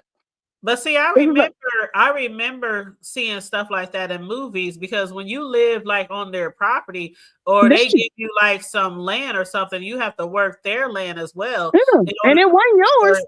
They just let you stay there. They wanted you to work that land. So they wanted you to work their land. But, if you wanted to do something else, because I remember seeing in a movie one time, this black guy had asked, could he go work in the city? I can't remember what it was doing, but he asked, could he go work in the city? And the man gave him permission to work in the city. So I remember seeing something like that in the movies. But me and my dad are only 20 years apart in age. I was born when he was 19, going on 20. So the fact that it just boggles my mind the way I grew up versus the way he grew up. And it's like, it's not that far apart, you know, Right. because you would think that would be something that happened in the 1800s. But This that's was why they always say we came far, but we ain't come far enough right. when it And comes to see, civil rights and things and equal rights and things like that. yep, that's why I made a point. I got a video over on Facebook where I made a point to say when me and my mom went to vote in this last election, and I was riding to go pick her up, and I have sentimental moments. So, all my life I rode by cotton fields. I'm so used to it, I don't think nothing of it because we in Alabama, it's cotton. So, like when I was riding by there to go pick her up to take her to go vote, because like I said, she don't drive. So on election day, our routine is I always get up, we go vote together. So I stopped on the way back when I was going. I took a picture. I always take a picture of us after we vote with the little stickers on of me and her. And then I took a picture of her voting inside the place. And on the way back, I stopped at the cotton field. I actually parked my car, got out, went to the cotton field, picked up some cotton, and made a post. So the video is showing, how it's amazing how we went from one generation, my mom out here working, my mom and dad out here working, picking cotton in this field. Now we pass right by these same fields to go vote. So it just was like, it was so moving to me. I can definitely understand that. Yeah, it's like the kids now, I can't completely grasp it because I didn't go through it. But at the same time, the kids now really can't wrap their minds around it because they so far, with the technology and everything. Yeah, they so far. And hey, Libra, how you doing, love? And with them not teaching it in school, if you don't hear it at home, it's almost like a myth. It's like Greek mythology to them. Yep. And CH has said now in the end, her dad had passed away, but he left generation wealth over 900. Ooh, that's a lot of acres. That's lovely. Who is this, CH? Who is she talking about? She's talking about her dad. Oh. She said her dad had I'm saying she, and I don't even know if it's a she. I'm sorry if you're not. But they said their dad had a 5th grade education, but could count money. And that's just like my dad. He had like a 5th, 6th grade. So he can count his money, boy. That's crazy. 900 acres? Oh my God.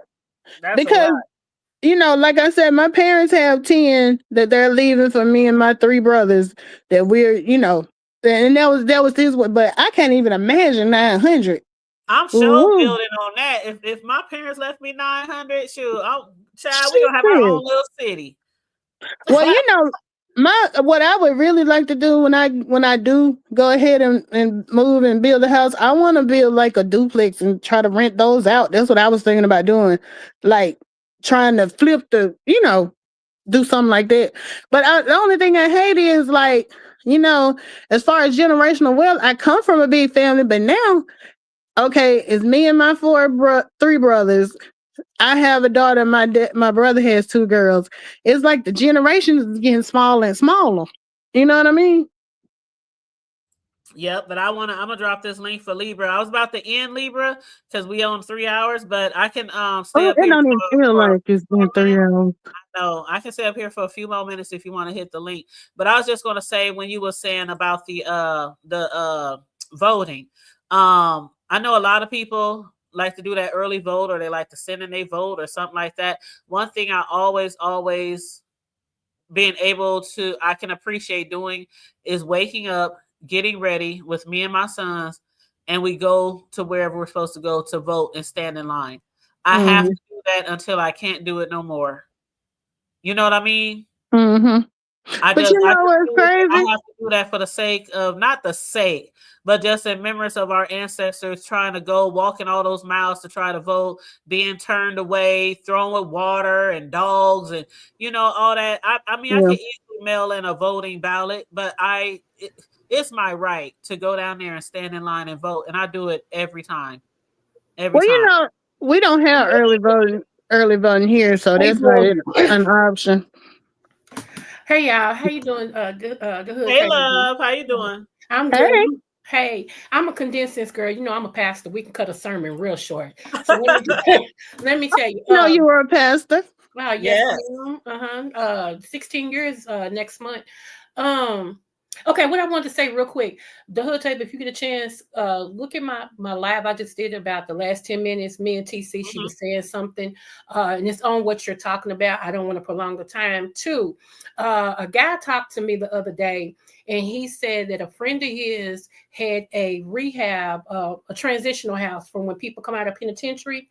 They go in these little houses, and it was very successful. But they did a background check on him, and 31 years ago, he was in penitentiary. So they made him close down those houses. So them men had to go back to the penitentiary until they find someone. Yes. So I said that to say, I'm looking into opening up a halfway house, transitional house. And so I was going to tell you to look in your city and see what your laws are in your city as well, because we need to do that. What they're doing is anybody who's had a prison record cannot have a transitional house. And a lot of them men, like it can't be in their name. A lot of them women, it can't be in their name. But they're the ones that know how to transition. Right. So kind of dumb, but they're trying to stop a whole bunch of that. Okay. And also I've been telling people to there are properties that's up for sale and acres that's up for sale for a little of nothing that people don't know about. So look into that, because right now you can get them for dirt cheap. And even if you don't do nothing with it, just sit on it. Me and Tony talk about that on our show because he does that, and we had Deanna on as a guest because she's into that too. Yeah, I know Deanna's. Yeah, she rocks. But that's all I want to say, baby, because I know you get ready to go, and it was nice to meet you. All right, Thank boo. you. Yeah, I'm a stubby Libra butterfly. I'm sorry. Go ahead. What was that? Oh, I'm sorry. I was just telling her I had subbed to her a while back. Oh, thank you, love. Appreciate you. Yes. I dropped your link in the chat so people can go over there and subscribe to you too. I dropped both of y'all links in the chat, but also, in my bedroom on my dresser, ever since I bought it, is your book. Is it? Yes. It's the first thing I see when I walk into my room and put my keys and stuff on my dresser is your book. I read that book years ago, and I still have it sitting right there on my dresser. Oh, so I just recently stubbed. I didn't know you were an author too. Yes, ma'am. Thank you so much, the Hood Table Boo. I appreciate that. No problem. It was a really good book too. Yeah, she's how many books you got now? Because you're working on a new one, right? I'm working on my fourth one. Yeah, okay. It's called Me versus Me. The fourth one is. Yeah, okay. I can't wait till it will come out too. Yes, ma'am. Thank you. I appreciate you, love. All right. No problem. I appreciate you too, honey. And I will go back and watch your video. Okay. Yeah, I'm gonna check it out too. All right, baby. Bye-bye. All right, love. Okay. Well, yeah, it's almost 12 o'clock, girl. Yes, I'm about to get my butt on off of here. But yeah, you know how it goes. We might get off of here and still land up in somebody's damn chat. But I really enjoyed this conversation. I'm glad you hit me up. I did too, and I hope how some people in the chat was saying, and how some people on Seven's post was saying, home ownership isn't for everybody, whether you got children, whether you're a single parent or a single woman with no kids or a single man. It's not for everybody. And I said to Seven, I said, you always have to do what's best for you. You can't always go by, what they say about don't ever try to be like the Joneses. You know what I mean? Like some people will buy property and shit. They will buy new cars. They will buy everything that comes out new or upgraded to be like the Joneses. And I'm not saying her per se. I'm just saying a lot of people do that shit. And then they get themselves caught in a bind and they can't afford what they done got. You know what I'm saying? So never let anybody pressure you. Do your research. Over your finances, talk to a banker, talk to a realtor, talk to, what I'm saying? Because it's really a big decision. And you know what gets me too? You have a lot of people that just repeat what they've heard other people say. And I'll hear people say, well, it don't make sense to rent when you can buy. But sometimes I will put people on the spot and I'll be like, why? And they don't really know the full, they've heard bits and pieces, but they can't really explain it. So before you promote that or criticize somebody else for their decisions, know why you doing it. Don't be doing it just because that's what somebody told you. Do it because that's what you feel like is what you should do. Well, I'm gonna read this last comment. Well, not last, but I'm gonna read one of the comments, and that's gonna be the last thing we do before we roll out of here. But this lady said on her post, she said, "So I am a single woman with 0 kids, and I have a mortgage and a home ownership, insurance, and property taxes, etc., etc." She said, "Why would I want to pay someone else's mortgage that I could be evicted at any moment with thousands and thousands of dollars going to nothing for me? It's fine for you to have that choice, but you being a woman with 0 kids has nothing to do with it. It's a choice that you made as an individual. Also, my mortgage is probably cheaper than your rent. Laugh out loud. It usually is." And that's true. Some mortgages are cheaper than rent. That's true. My parents' mortgage is half what I pay in rent. Yep. And buying equals equity. I got a lot. I ain't even been in my house that long. And when I look at what my house was when I bought it compared to what it's worth, I'm like, oh, shit, you go, girl. Especially in this economy, too. Yep, I'll be like, you go, girl. Shoot. Let me take out a home equity loan and get some things done around here that I want. But I'm trying my best to wait till when the right percentages is right, you know what I'm saying? Before I do some shit, you know, because right now I just do shit when I got the money, you know what I'm saying? Or I'll save up to do shit. Or I'll find me, like some people said in the chat, you got to have, if you going to purchase a home, whether you married, single, kids, no kids, have you at least 4-5 handyman. That's real shit. Don't only get your homeowner's insurance through your mortgage, but also get your appliances insurance and stuff like that, because it really don't cost that much as far as your monthly. And see, that's good information that you shared too, because like I told you, I've heard some horror stories. So it's nice to hear some success stories with having that extended warranty insurance thing. I would never go without it. And I done had stoves. I mean, I'm counting back to like all the way to 2005, right? So I didn't have things break down, a stove, a washer, a fridge, you know, over the years. And yeah, like, and they replaced everything from ceiling fans to, I mean, just all kind of shit. So, wow. Yep. Oh, thank you, Leave a Butterfly. She said she's a new subby. Oh, that's appreciate that. Yeah, support. Y'all know how we do over here.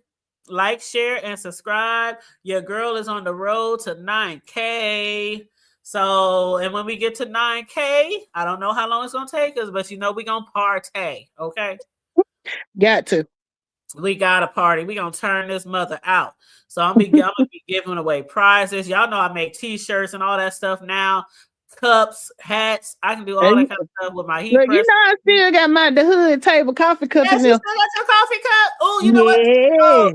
The Miss Soul told me a little while back that she still got her the hood table coffee cup too. But see, the thing is, I used to go through Teespring for my t-shirts and all my merch, but now I can do my own merch. Yep. That I do t-shirts and all that other stuff. So no longer do I have to use Teespring. So I've been taking Teespring, removing it off my social media. You know, I don't blame you. I can do my own stuff. I can do my own stuff. So yeah, definitely I'm gonna have the hood table shirts, I'm gonna have coffee mugs, all kind of stuff, hats, keychains, all kind of stuff. So I'm gonna be giving away all that type of stuff when we hit 9K. So well, that's good. Cash apps. You know, I support you. Whatever you got going. Thank you. You know, I'm gonna be like, Mel, where you at? We gotta turn up, boo. Okay. You know, I'll be there.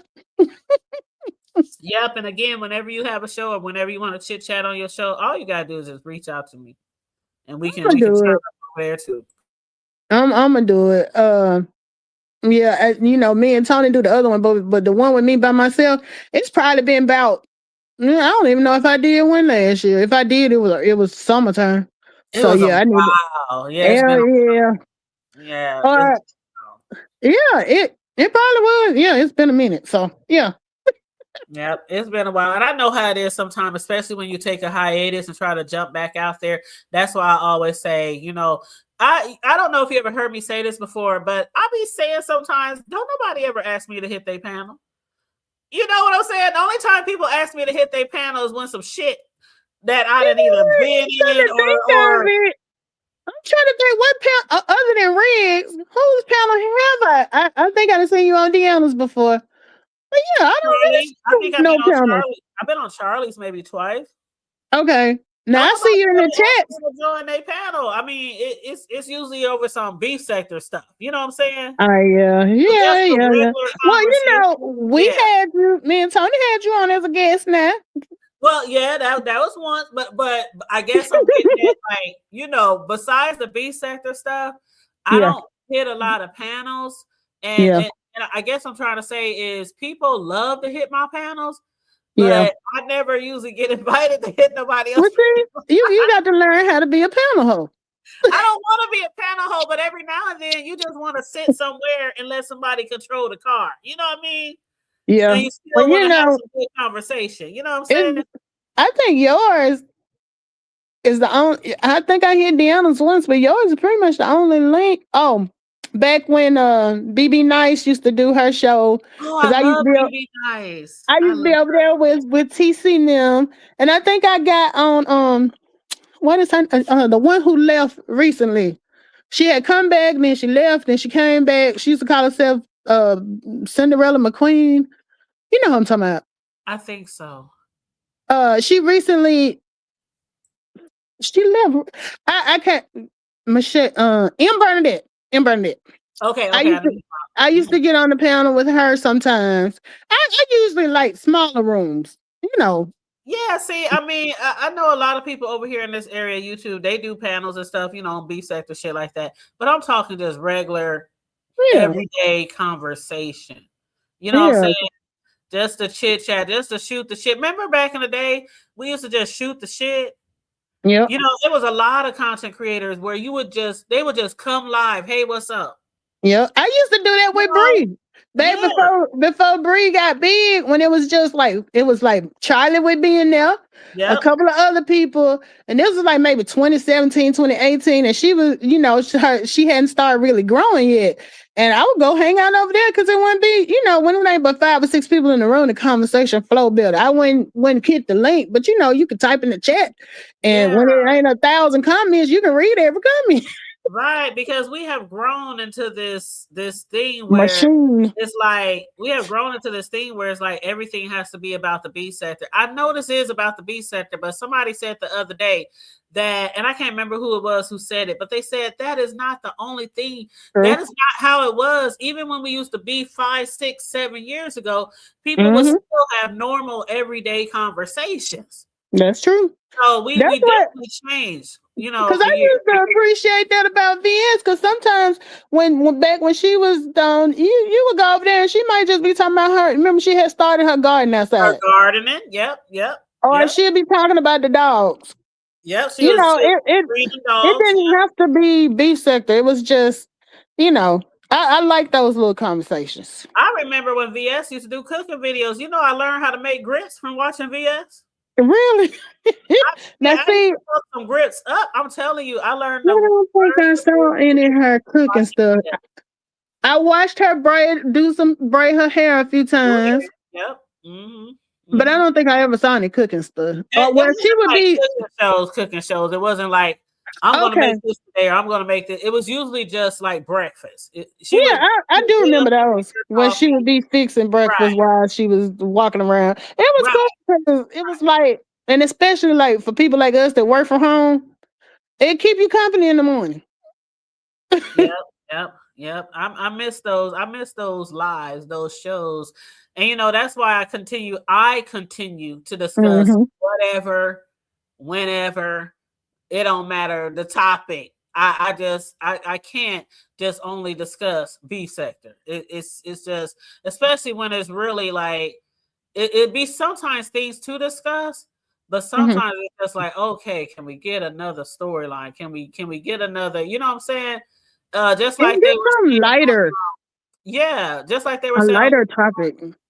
They were saying on King Romans, can we please get a call in? Can we please get something? Because all we hear is lemon. And I get it. But then when it's like the only thing out there that's really going on, what else is there to talk about if you're just doing B sector content? But if they call in, they don't call in about lemon. So what's the difference? I thought that too. That crossed my mind. I said, but then again, maybe it might turn it. I don't know, child. I don't know. And Manna, is that Manna V thing? My home-based business is teaching about financial success, like credit repair, teaching you how to budget, start your home-based business. It's just a financial business. That's my product. I sell financial, promote financial education. So, Yep, and I did drop her link as well as Libra Butterflies. I dropped both of their links in the chat, so please feel free to sub to them. And if you have a channel, Mana Vase, let us know if you have a channel or Manu. Oh, Manu's. Okay. All right. Child, I've been messing up names recently. Y'all Girl, me too. forgive me. But yeah, so on that note, I guess we're gonna get out of here. And to my beautiful Libra butterfly, I wasn't trying to rush you or nothing. I'm glad she got up here and told us what she was discussing. Because I'm like, she know if I wasn't about to shut down, it would have been absolutely, come on, let's roll, let's ride this out. Yeah, so. But other than that, y'all, please again make sure y'all like and share the video. Support the channel. If you want to donate. Before I go, let me just say I really enjoyed you and Rig's show last night. It was a lot of fun. Oh, you know what? The reason I was talking, it was so funny because you know how we was talking about relationships and talking after work. We was chopping it up. I was like, oh my God, we had such a great show. We was just talking about all the different aspects and things people were saying, and oh my God. So I really, really had a lot of fun last night, and he really enjoed it too. Like I went back and listened to it again this morning. That's crazy because we did. Well, I'm telling you, that's funny. Riggs hit me up. I replayed the video, man. That shit was good. I was like, yeah, it was. Well, it was fun. I enjoyed it. Like you said, it's nice to talk about something that's not beef sector. Thank you. It's real life. That's all I'm saying. That's why I said whenever you want to go live, I know I used to push the hell out of Sislo, and she always say, I'm going live. She would even hit me up. You want to go live? Yeah, what time? No live.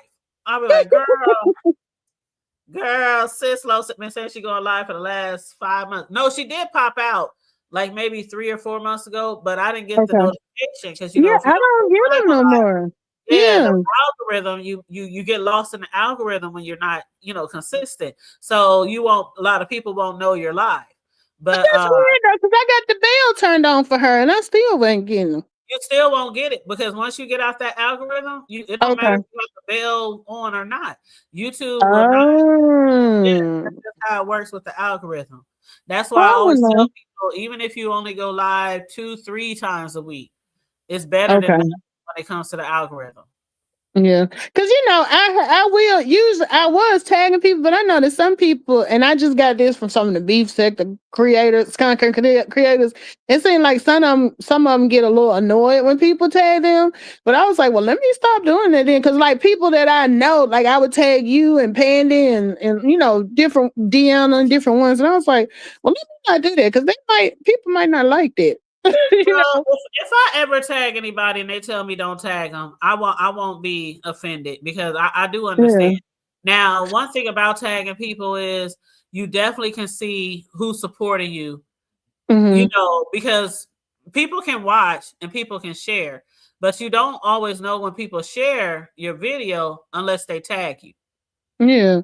We can share videos all day long, but people won't know specifically, who to thank if they shared it. You also know, like, because me, I'm a big supporter on you support me, I support you. Right. So for the people who always sharing me, I'm always sharing them. You know what I'm saying?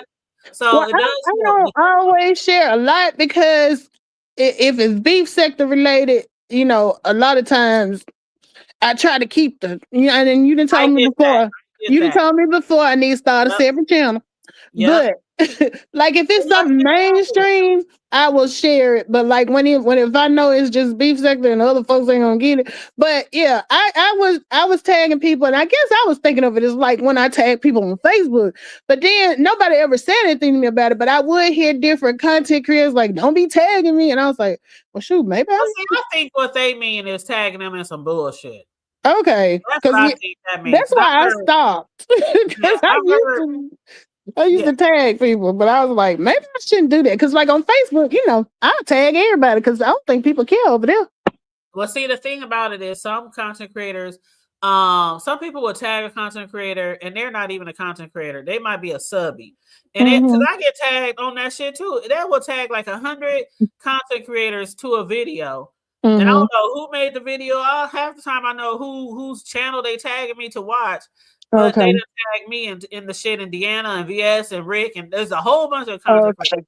Or they'll tag you in some bullshit because they talking shit about you. Okay.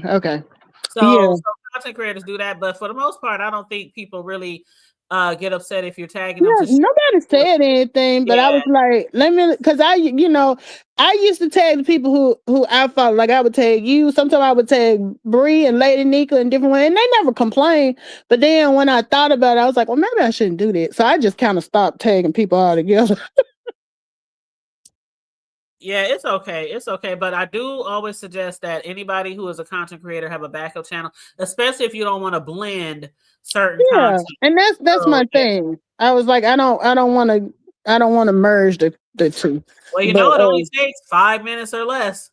Well, and I got other because I'm a part of how you were talking about people run playlists. It was another group I was with, and we just had like 50 different email addresses, and we ran playlists. So I do got some other ones out there that I could go. I just don't use them. Like I'm not a troll. You know how people have a troll page? I don't do that.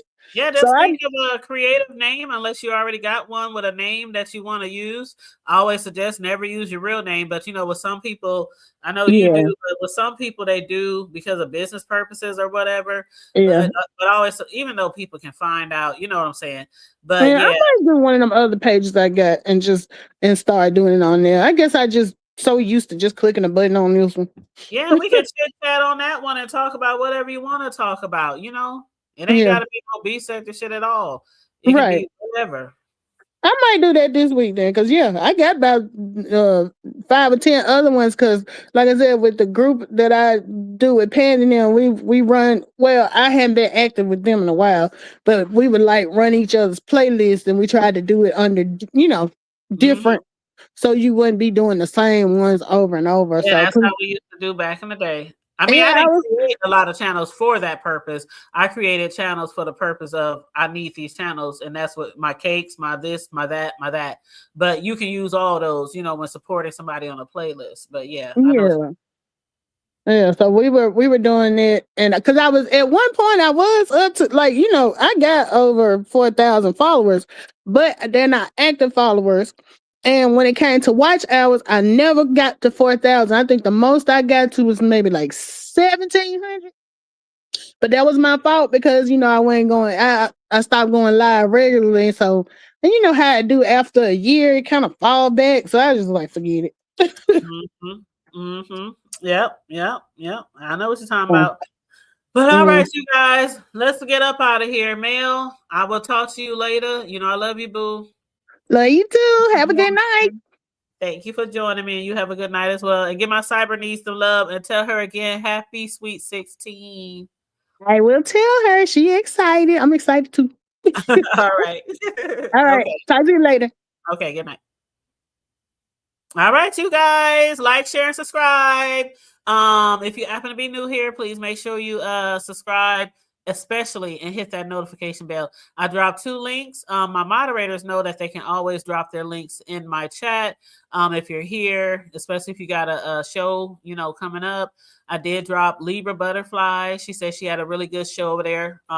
With her and TC. I think she said TC and her discussed certain things at the end as far as buying property and different things like that, supporting your community. So, and then Melissa, she's into the finances, into the home-based businesses, helping people with their taxes and write-offs and all that kind of stuff. So she's always a go-to when I have questions about what I can write off, with my home-based businesses. But yeah, so those are 2 good people. I've been rocking with them for years, so I did drop both of their links down, so please support them as well. As far as the again, we are on our road to 9K.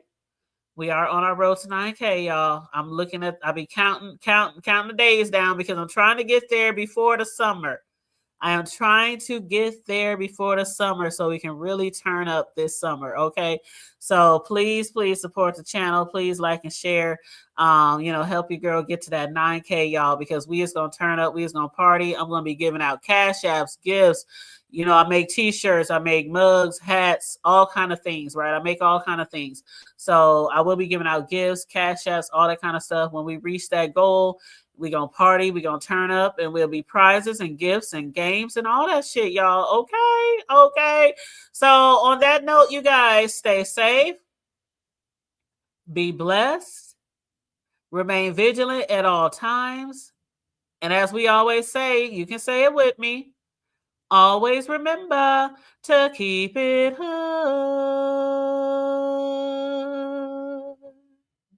I'm out. Bye.